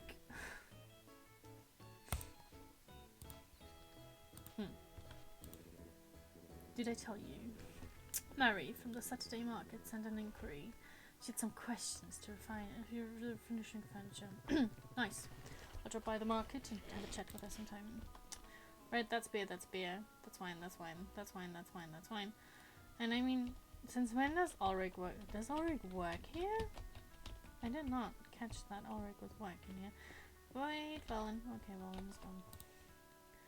I think I should I suppose I should think about heading to bed. Lots to do tomorrow. Dell loves the Saturday market. I always let her pick a treat when I take her. Mostly so she doesn't run off. Yeah. Do we want to try a Valley Girl accent for Reina? A water balloon fish at the museum is so funny. Like, Lilac, you just want to give it a squeeze. I don't think that's fitting for Reina.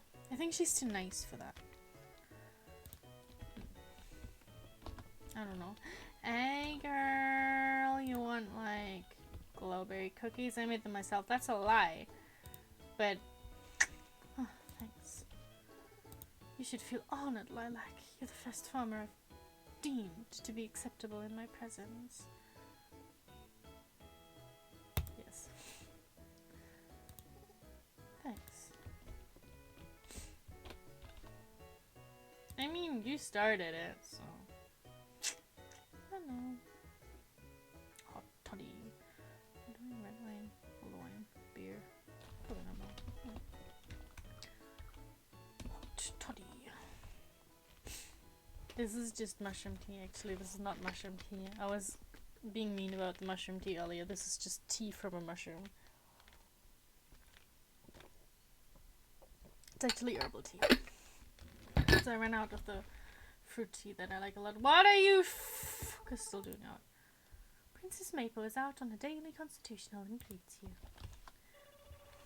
As you and Celine really go on that adventure without me, next time make sure to bring me along. I can be your guard.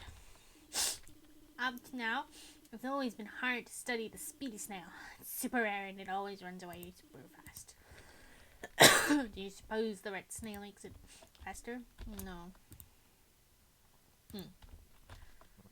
I was over at the museum and saw the mine cricket. I bet it plays a pretty little tune. The acoustics down there must be killer. It's okay. The monsters are kind of more killer. Being honest.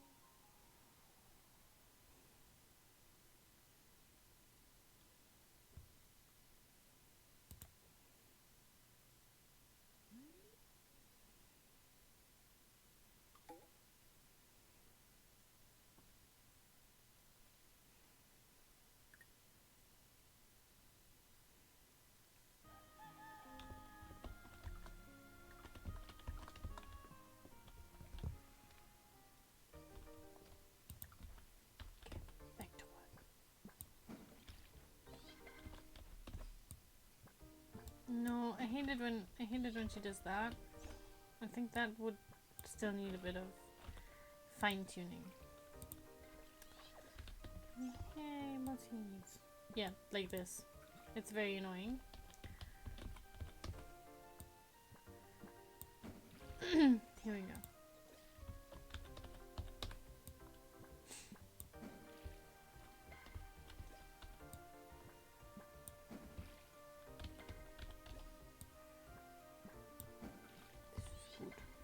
Good job. Good job, us.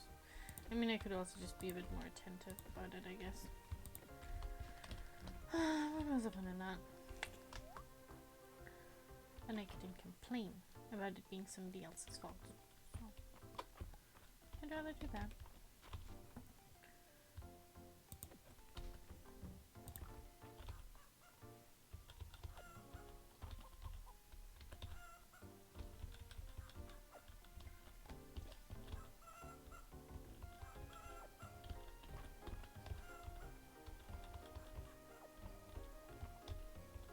No, I want the white chickie. Yes. Oh, cool. Everybody's so... I love the chickies. Also, do we not just love how when the cow was born it had the perfect name? It was just called Toast. That was perfect. Oh. You think Ulrich... Yeah. That makes sense. That Ulrich just helps out around town and does like weird stuff. That would make sense.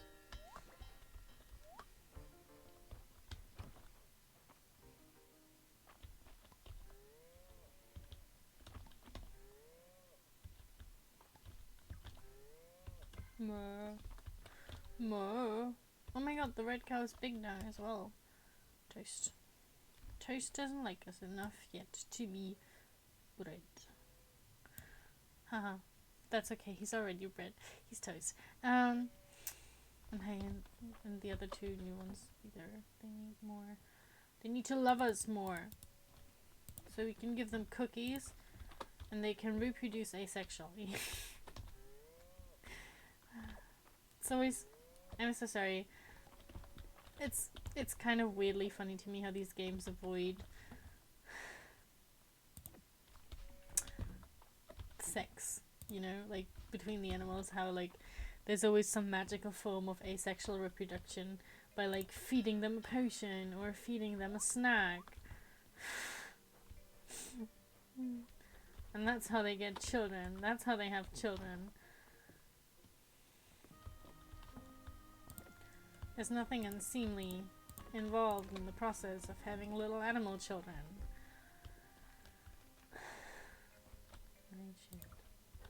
It is in my way.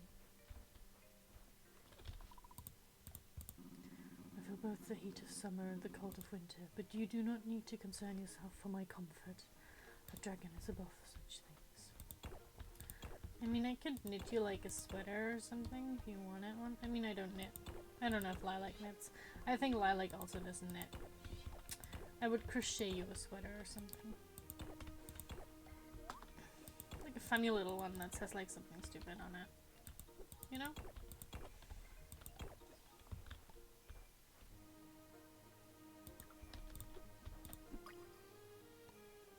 Notebook.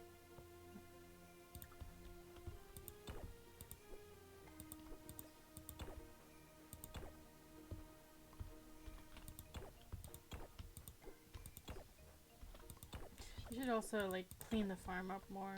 I feel like that's why I'm doing this right now.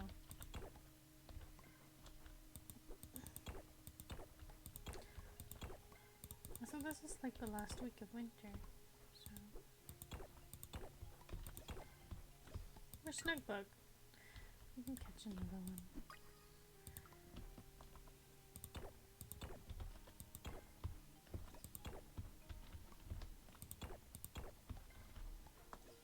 Usually that's like one of the first things I do, is clean up the farm. There's a lot of Snugbugs around. What are y'all doing here? Are you not busy? Is the Snugbug life that boring? No, we should also clean up the farm and like murder all the grass, because we need more chicken food. Chicken food.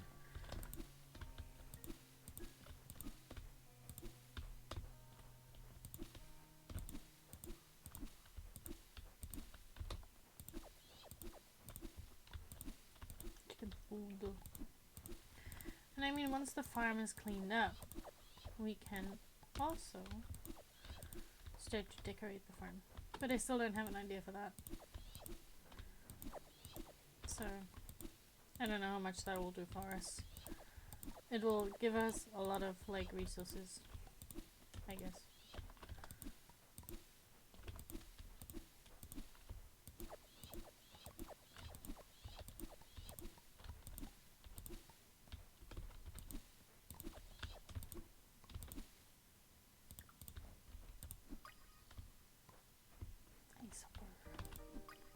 Ice, baby.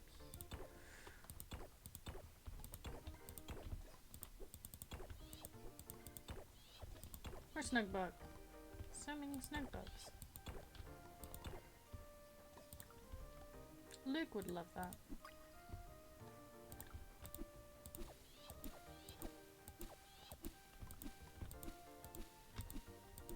I don't know, I'm in a more pensive mood now. It's a bit weird, right? Ooh. Ooh. Interesting. Cool. I love that. I love that for me. I love that for Lilac. She learned a new thing. I don't know. Maybe she always knew that. Maybe I just learned a new thing. Maybe I'm the only one who's learning something here. Who knows? Who knows? No. But we kind of really desperately need more chicken food. Hey. This is great. I love this. This is amazing. This is an amazing way of clearing debris and stuff.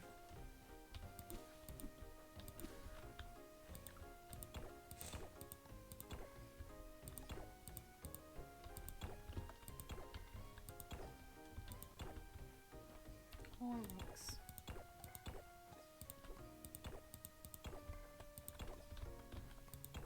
More snug bugs.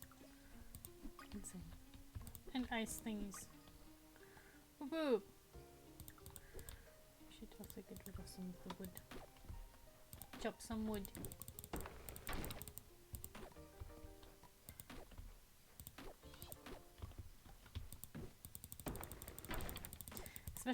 Especially the trees, because the trees are kind of in the way of seeing things. It's a bit annoying. Gets a bit annoying. But this way we can build the second, or like the larger barn. Who? Okay. I think I just froze for a second and I was really scared it might crash again.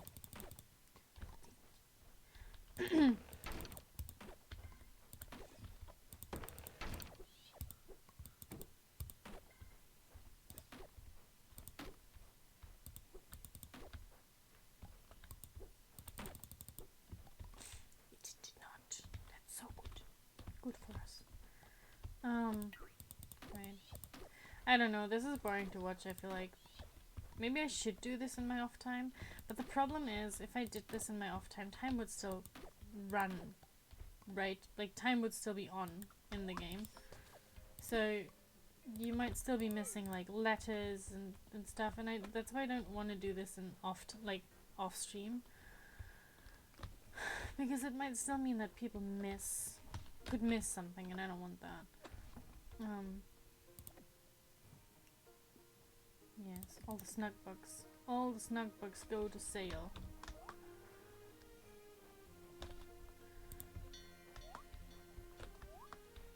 I love the cows. They are so cute. I swear to God. Okay. It's running very slowly now. Should I be scared?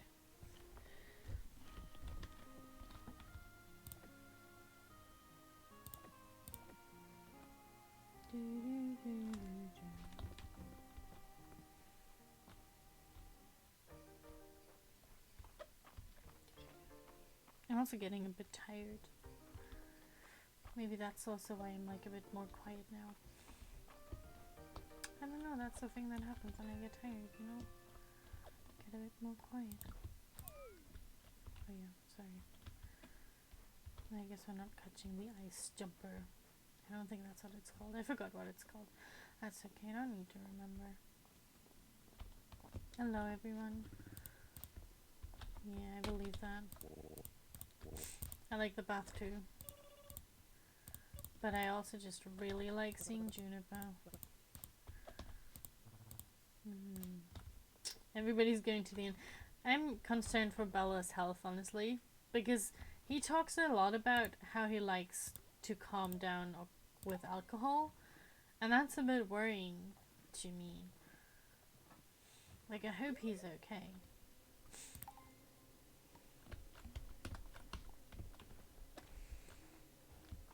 Yeah. Sometimes the sleepy hits. It's not great when the sleepy hits. Okay, we have all the eggs. We just need cheese from now on so we can sell the other eggs. It's good information to have.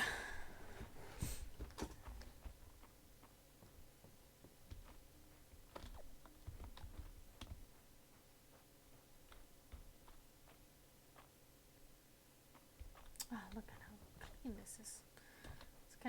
It's kind of nice. No, we just need the cheese.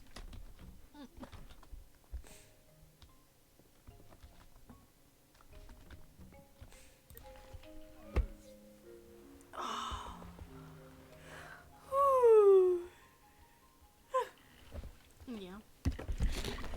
The sleepy's kicking in. That's a weird feeling. Snug hug.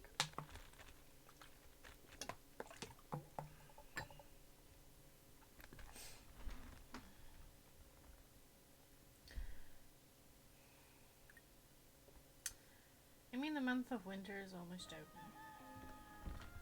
Right? So maybe we finish playing winter. Maybe. Or maybe I go to bed, it's already 10. I feel like my streams are a bit too short sometimes. I think that's kind of the downside that comes with doing them during the week. That they are a bit shorter than they could be or would be if I was streaming on weekends, I guess. Because if I were streaming on the weekend, right, I could be, I could sleep in. Doesn't mean that I should or would, but it would still feel like more comfortable to know that I could. But like this, I know that I have to get up early, and then I don't want to stay up for too late, so.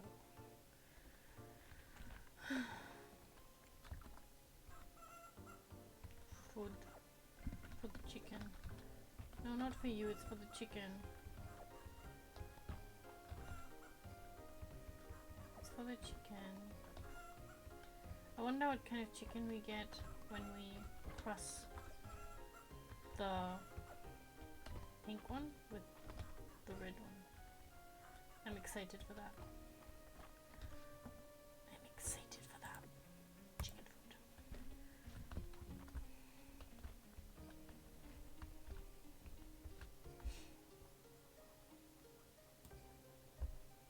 But we're not there yet. We're not ready yet. We're not ready yet. That's okay, I get it. Good things take time.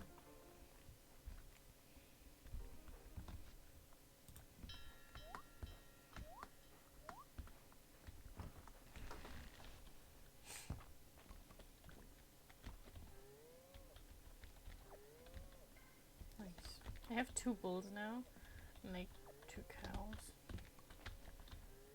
Yeah! Or like, for example, like that Harvest Moon, right? Harvest Moon has the, what are they called?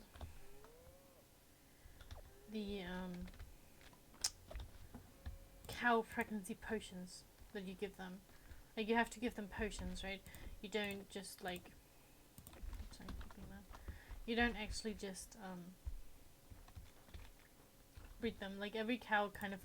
Like, the cow are not gendered, right? It's not like you have a bull and a cow. They are just not gendered, and then you give them a potion, and they all give milk. So, like, I guess they're technically kind of gendered, because, like, what other sex would they be if they gave milk? I don't want to hear the, oh yeah, bulls can give milk too jokes, because I thought of that, and I don't wanna. I don't wanna. But like, right?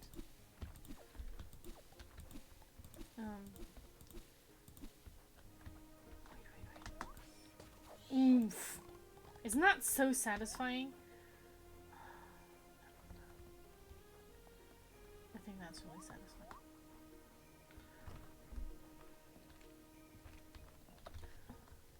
No, wrong.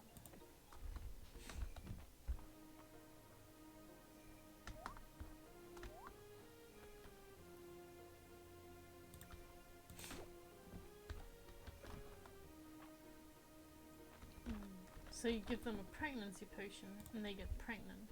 And that's weird. What's in that pregnancy potion? You know?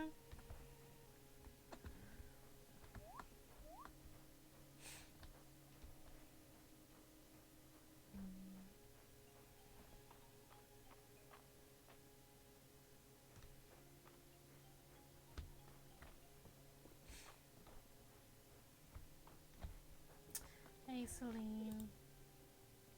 Val was really studying that stone loach at the museum. She said it's a master of camouflage. Now she's camouflaging as Spring is almost here. The sooner the snow is gone, the happier I'll be. The road to the capital has been trial. I don't know. Bala says he's like a traveling merchant, but he hangs out in Mistria a lot for a traveling merchant. You know?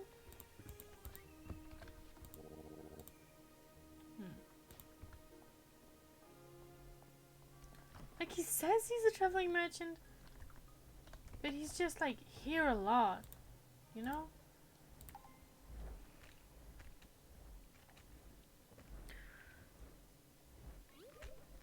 Yes, exactly. That's why it's weird.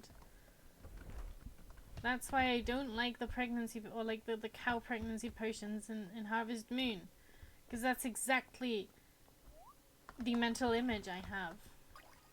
Right? Like, it's not a good metaphor. Because it still kind of invokes images of what you're trying to hide.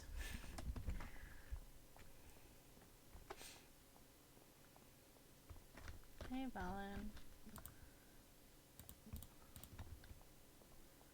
That's nice, I guess. Good for you.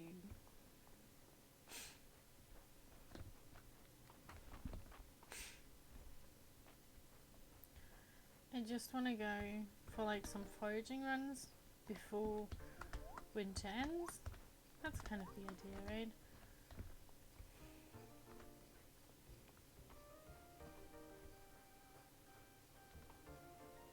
But it might actually not be very helpful because nothing's there right now. Yes. Drink the juice.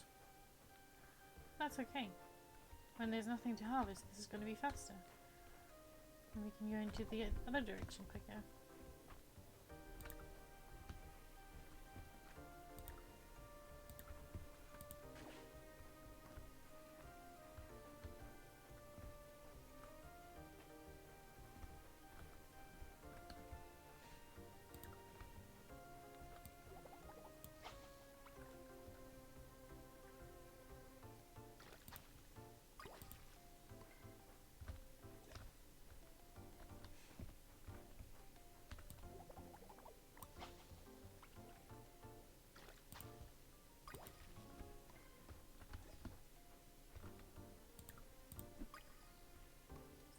I've not really been the biggest fan of the walking sticks. That's a bit weird, right? I don't know. I like the snug bugs more. But that's because they're called snug bug. Isn't that the cutest name? They're like snug as a bug.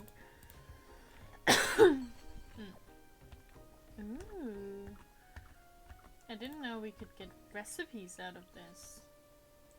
That I really appreciate. Nope.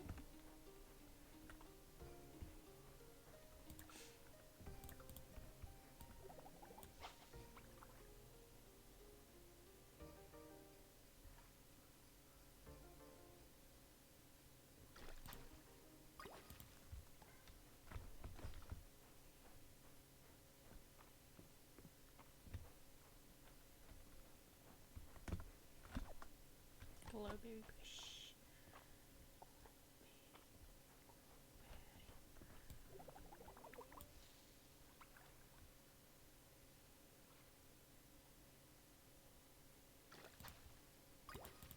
Damn, we keep catching the same fish. It's always like 1 or 2 fish out of every bundle that are really hard to get.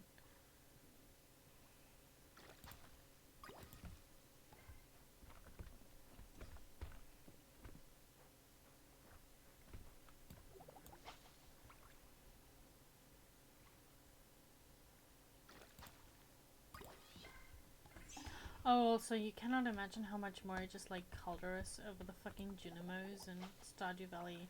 I know they're supposed to be cute, but they're also kind of weird and annoying. Even though they don't really do much. But that's kind of what makes them weird and annoying, because like, at least the Harvest Elves and like Harvest Moon were like able to help you out on the farm.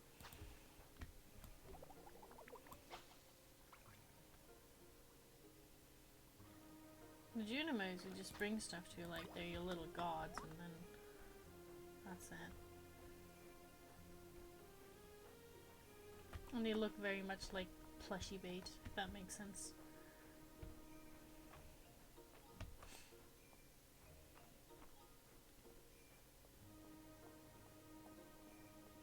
No.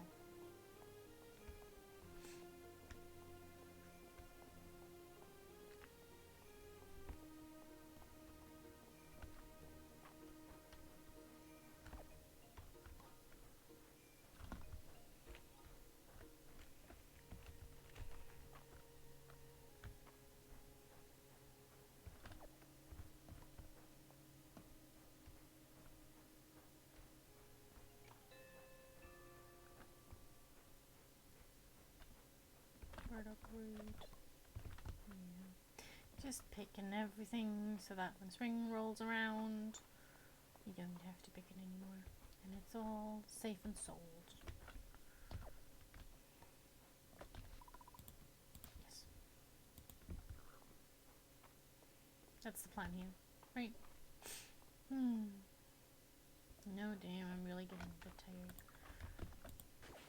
tired. Trying to come up with things to talk about. Keep people entertained. Because right now it's just me sitting here making faces while playing Mistria. And not really saying much. I don't know, I've been thinking about maybe ending the streams not on gameplay but on reading a little story. That would be interesting. But I'd have to look for stories to read, right, every time. And that could be a bit difficult to find those. But I don't know, it would be a nice thing, like just short ones, right? Not very long ones, short ones that you can read in like 10-20 minutes. It would be very nice, especially since I'm doing these as evening streams, right? I mean, that doesn't mean that everybody who watches them in the evening, case in point. But I think ending these things on a little short story would be nice. But I'd have to find little short stories that are fitting as well. Like, personally, as like a Gen Z internet kid, like an old Gen Z kid that grew up on the internet and creepypastas and stuff, that's kind of what I'm a bit biased towards. Like, I love a good bad creepypasta. But I get that that's not everybody's cup of tea. And I get that it's also kind of maybe not the best kind of story to read at night as a bedtime story for everyone, right? Because some of them are kind of genuinely creepy. A lot of them are genuinely cheesy.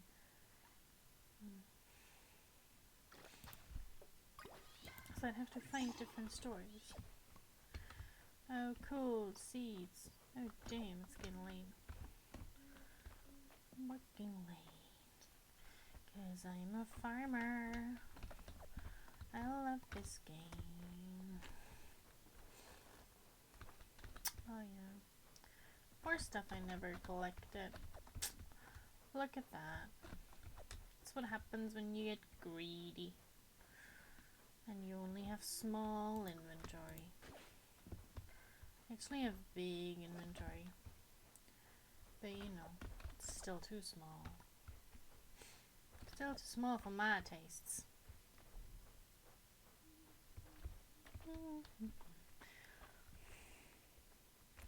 Oh yeah, that's a good idea. I should look at that. I do have a lot of books and I do have a lot of classics. I have a collection of Edgar Allan Poe short stories. That's the first thing that springs to my mind, but those are horror too. But I love Edgar Allan Poe. They don't necessarily have to be super scary. Some of them are just more mellow, right? But yeah, that's what I have. A collection of Edgar Allan Poe stories.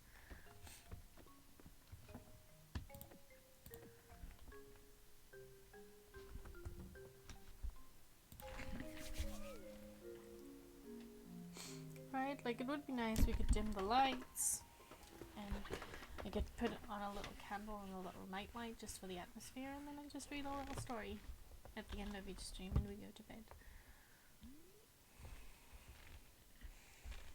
I'll need to look into that. I don't know.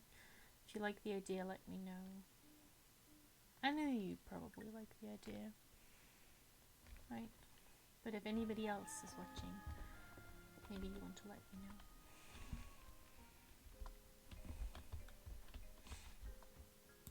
Still a fishing rod. I don't need it because I crafted one myself. No, I don't think I did. I have an iron. Doesn't matter. I'll craft it myself, Dorothea.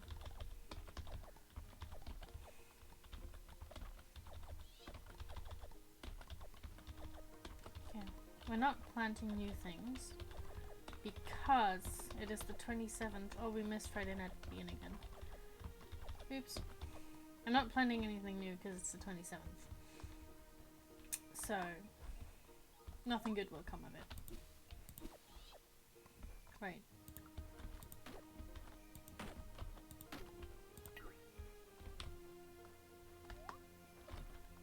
Chickies. Hello. I have fresh fruit for you. Fresh from the field. Just for you to eat. I don't know, I'll have to check. Because maybe horror stories are like, I mean, it depends on the vibe, right? If I want like a campfire vibe, a horror story, like a cheesy little horror story like a creepypasta would probably be a good choice. And those are very easy to get and very easily available on the onlines. I think. We don't need any more eggs. Right? Yes, that is correct. We can sell all of the eggs then. We can sell the flowers too. Because nobody eats the flowers. And send them all outside.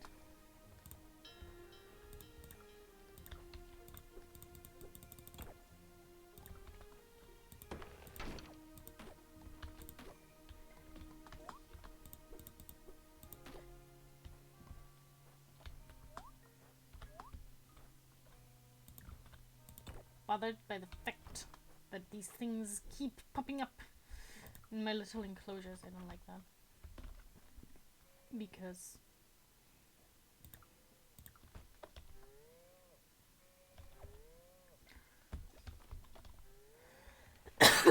then I have to clean them up. And the cows can't eat rocks now, can they? That would be asking too much of them.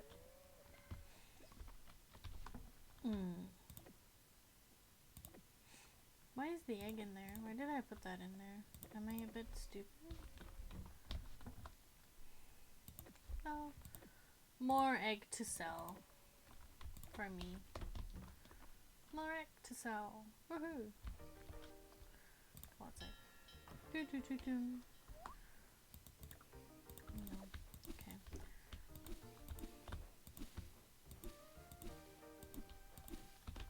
Yeah, we should also think about probably like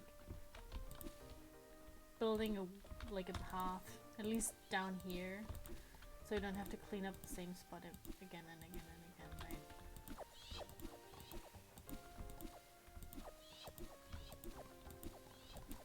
Because it's getting a bit annoying.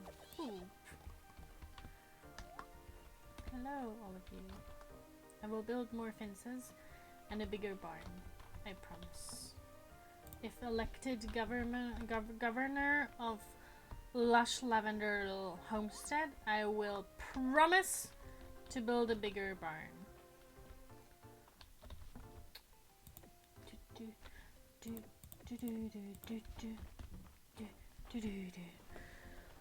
Do you like the idea? And I can check, but I think I might have a book of Chinese folk tales. Oh, something like that might be good. I think I have books like that at home. Like at my parents' house, I might have something like that. So I could check there as well. There must be something behind the barn. I can check there as well. And can bring some home. That's a good idea, like fairy tales and stuff. I need to check which language they are in. That might be an issue. Or like the Jewish folktales one I got from Prague. The Golem stories. That could be a good one as well. Oh. Yeah. You can see it taking shape.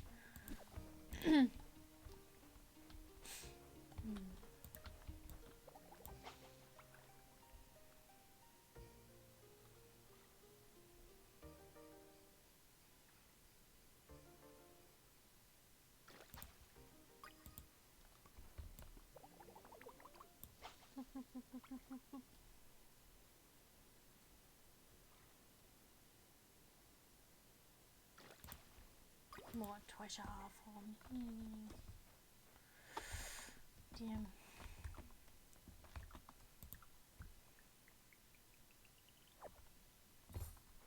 More treasury. I know they're called tesserae, but like, let me have some fun with words and call them treasury. Older gem bracelet.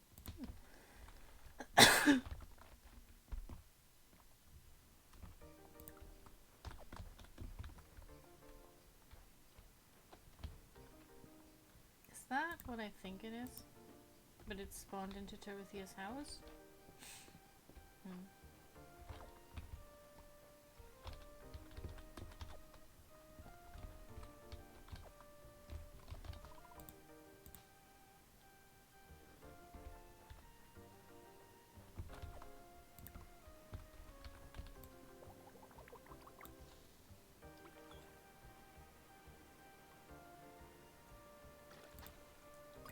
Wow, I caught some wood.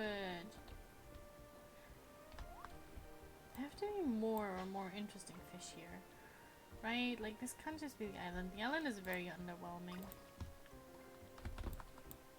I'm sorry. There has to be more here. Usually islands mean like a lot of cool fun shit. Maybe there will be more islands where we can travel to with the boat. You know, like the little rowing boat that's like next to Terithia's house. I would love for that to become functional at some point, and we can row out into the ocean and go deep sea fishing.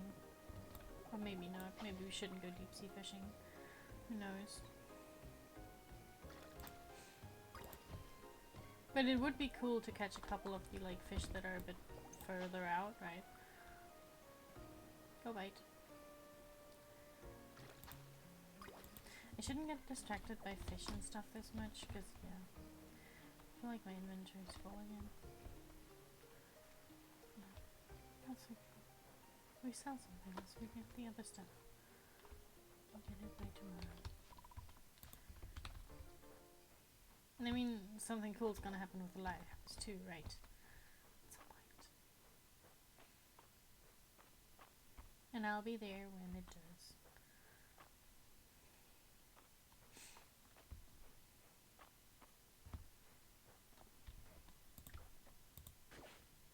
Okay, I'm gonna do one thing. I'm gonna bring the artifacts No, please stop the wood puns. I'm very miffed that I caught wood. I wanted to catch a cool little fish. And then it's just a stick? I don't think so, buddy. I think that's very rude.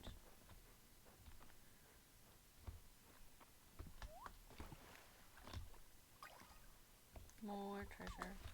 I mean, I guess that's okay. I like the treasure.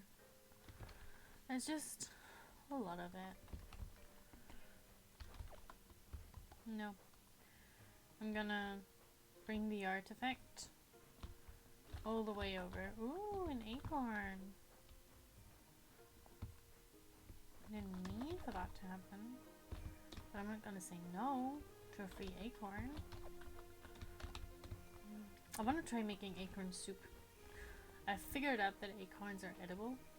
Not a long time ago, actually. And I figured out that like things like acorn jelly are actually something people eat in Korea. And now I kind of want to try it. And I mean, it makes sense that you can eat them. They're just very full of tannins, so they're very bitter. So you can't. I mean, I guess you could eat them raw. I feel like it just probably wouldn't taste good and would probably give you a tummy ache. But apparently you can eat acorns. You just have to process them and boil them first. So now I kind of want to try that. But I'd have to catch. I'd have to collect a lot of acorns first, I feel like. And I don't know if I want to do that. And I may have probably already missed the acorn. Yes, I know. I feel like I probably already missed the acorn times as well. I'm not sure. Generally, winter came pretty quickly and early this time of year. It's a bit scary actually, because it's a clear sign of climate change, right? We had like a really long and hot summer, and then one day it seemed like somebody just flipped a switch and it was cold.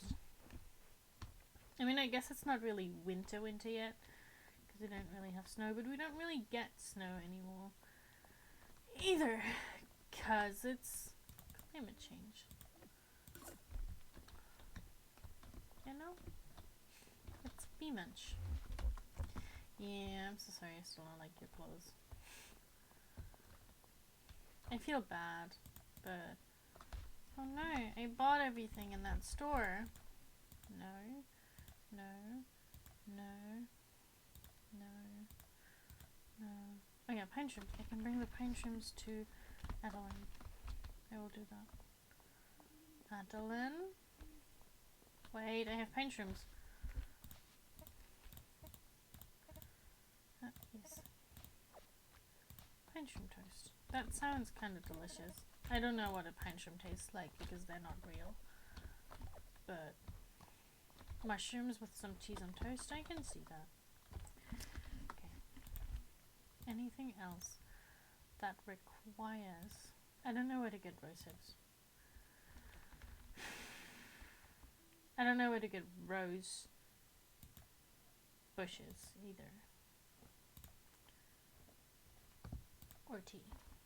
Clams, frog, perch, tidestone, tilapia. All of these are like other season requests. So we're kind of done with the winter seasonal requests, aren't we? We did all of them. At least for this winter. Okay. And now we're gonna make some cheese. And we cannot... I can ask my father when acorn harvest season is. I mean, it's something I should know too, technically, but there's so much stuff in my brain that I forget things. So, I mean, it should be kind of around the corner if it hasn't already passed, because they fall off the trees now and then they bury in the earth and then they sprout in spring, right? But that's okay. There's no rush. There's no rush for me to make a probably really bitter soup that I don't like. But that's not the point. The point is trying out these things, right? Like, that's what's enjoyable. The process. And then sometimes you make something you don't like. Big whoops. Oh yeah, we wanted to go into the... We can go to the museum tomorrow. You might have even more stuff for the museum tomorrow. So that's okay. Everybody, go back inside. Go back inside. It's sleepy time. Okay. Yeah, let's do the last day of winter. Because that seems like a nice end. And then I'm gonna end the stream. And go to bed myself. Sadly, it's not a mine day. I love the mine day. So yeah, I wanted to sell the ice as well. Go to sleep.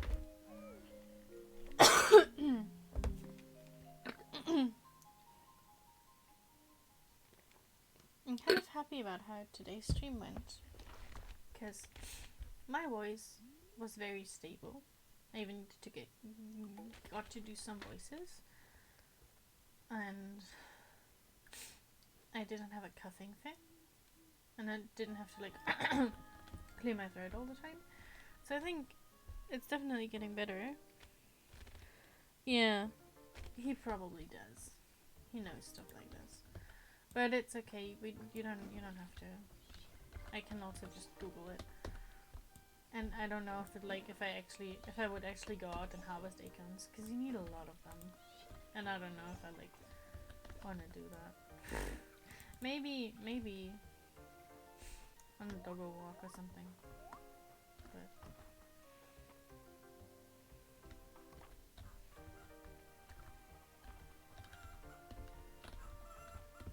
cock. I love the cock. How do you like me now? You still don't love me. What else do I need to do? I love that you can feed them, that you can kind of feed them their eggs back. It's a thing actual chickens do. Like, they eat their own eggs sometimes, even with babies in them.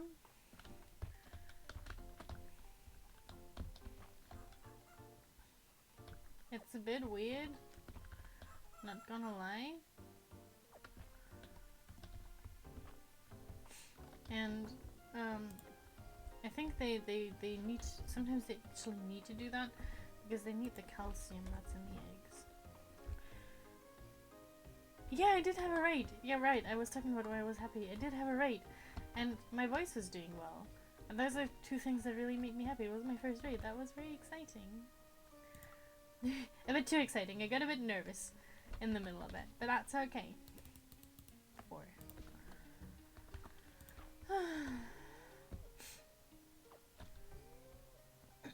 You know? So I'm very appreciative of that. That was very fun. No. Yes, we have milk. I think sometimes we just get an extra milk, and that's when we get like a lot of cheese out of it. Maybe.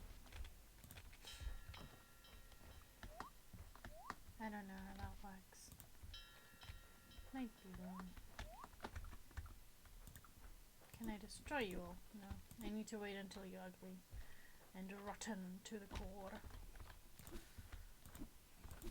Just like my soul. Okay. Last day of winter.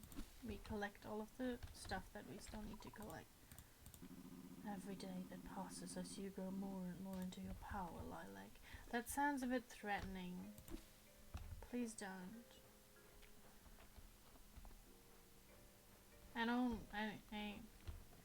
Please be nice, Calderas. Please don't be a villain is all I'm saying, right?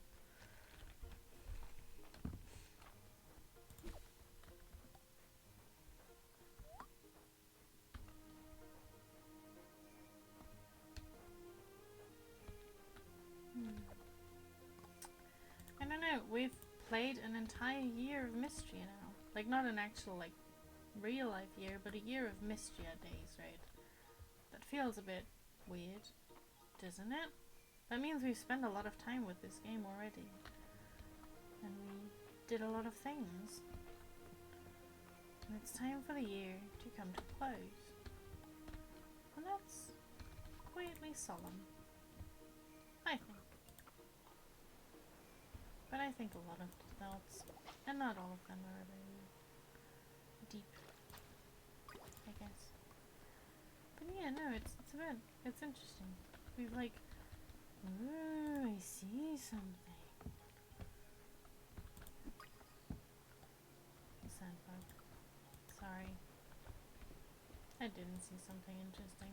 It was just a sandbug.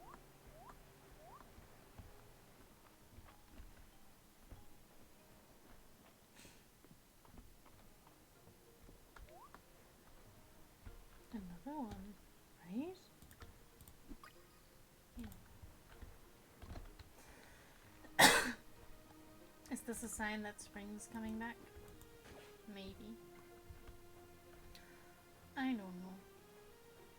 It would be cool for a game like that to do that, actually, to have like signs of the seasons changing by like having some spring animals come out at the last day of winter. I think that's a bit complicated to do, so it's probably not a thing that happens. But it would still be interesting if it did.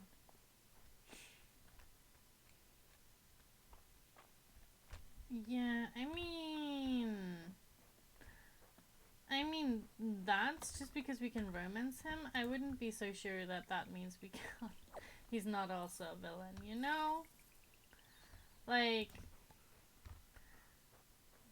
those two are not mutually exclusive, I don't think. Not to me, at last. But no. I mean, those games don't really have villains. I feel like, I mean, Stardew Valley tries with something like the JoJo mod, but let's be honest, you don't play Stardew Valley for the writing. That sounds so mean again. I always sound like I'm being really mean, but I also really like Stardew Valley. I'm not, like, you know? And I mean, Harvest Moon, at least like the one I grew up upon, right? They have different iterations where different things happen. So many stuffsies.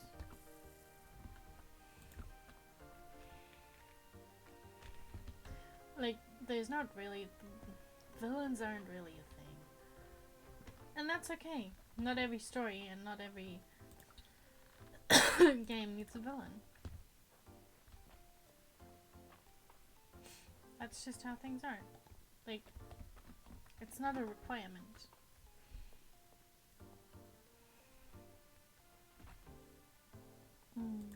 No, get right. Like the very first Harvest Moon I played, the Harvest Moon DS one, had the Harvest Goddess and the Witch Princess who are feuding all the time. So the Witch Princess mistakenly, not even like, I mean she utters a curse, but she like kind of does it by mistake and then doesn't know how to like redo it. Turns the Harvest Goddess, like vanishes the Harvest Goddess. Does she turn her into a statue or does she vanish her? I'm not sure. Something like that happens. And I mean that technically makes her a villain, but also not really.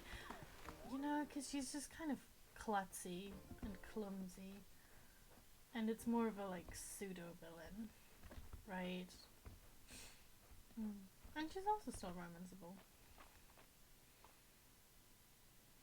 And you're not really working against her. She's like, she sees that we have to like turn the Harvest Goddess back. She's just, sometimes she gets a bit too emotional and she just casts curses, you know? We've all done it.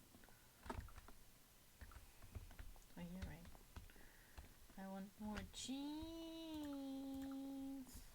Because cheese is so much fun. Ooh. What happened? Cheese. I love cheese. Cheese is good. Cheese is a good thing.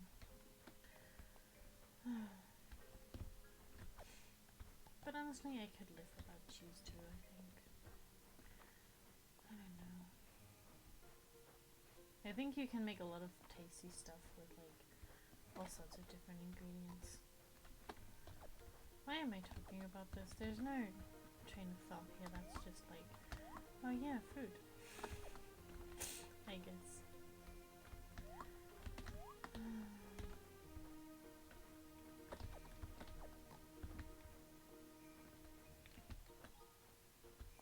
one last foraging round to get all the winter goodies before they are lost to us forever. Well, not forever, just for another year.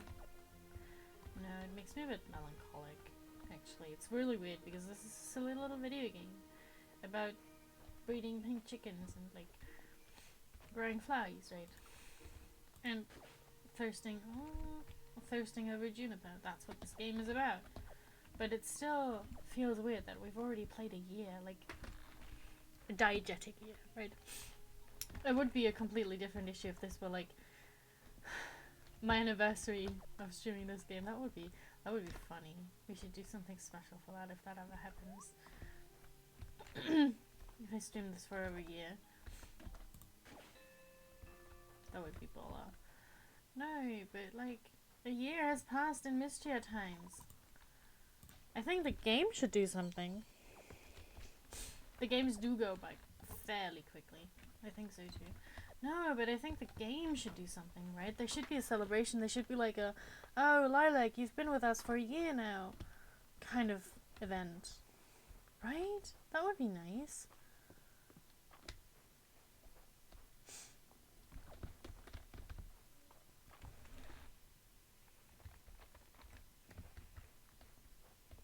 I mean, I think a year has 4 seasons in the game. There's summer, winter, spring, fall. The rusted shield in the sunken antiquities area of the museum brings back memories. The coat of arms isn't familiar to me though. I suppose it's a big wide world themed in Lilac. It is. It is a big wide world. But I love that big wide world and I want to see like a lot of it. That would make me very happy if I got to see a lot of it. Well, we're calling it a night then.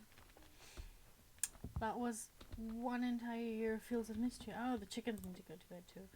And we forgot to make the cheese. That's okay, we can make more cheese tomorrow.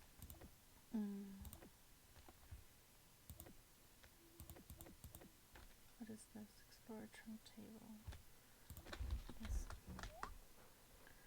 Okay, some last things. Call the chickens inside.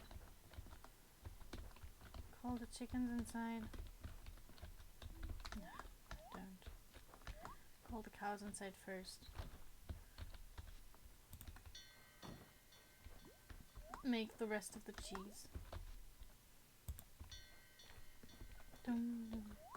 It's almost a bit spooky to hear that bell ringing through like no sound at all, right? Like there's something kind of weird about it. I don't know. I'm missing the words, okay? I'm stuck in my feelies right now. Because we've played an entire year of Mistria. We've been in this like little town for a year now. Make the cheese. Yes, they do. I mean, that's kind of what these games do, right? Because otherwise you would play like eternally Forsaken the same season again, and yeah. I think it would be a bit like the steps would be a bit too small, probably. And I mean, I don't know how time works in Mistria. It doesn't have to work our way. But yeah. So, that was an entire year of Fields of Mistria. Like an entire in-game year. I'm always scared I sound like I'm speaking about a real year. But the game hasn't even been out that long. I know it's getting rather late, and we're already home. So, it's all good now.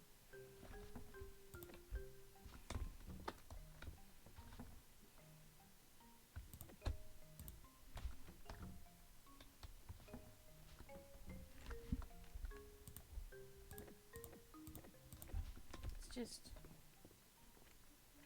a lot has happened. We have met Juniper for the first time. We have built several bridges. We have discovered 2 sections of the mine. I don't know if that's like good stats or bad stats, but it's cool. We've done a lot. So yeah, I'm tired too. We're going to sleep now. So yeah, I hope we dream of more Mistria, maybe, and we'll see what next year. This is a really nice ending because not only is the month, like the season over, but like the entire year. So I think we did this is a good ending for the stream. But it is an ending. So I wish everybody a good night. It is year 2. We'll see what the next year in Mistria brings. Oh god, it feels like something's happening. Or is it just saving? That's a very long black screen. And we will see what the next year brings in the next stream. Good night.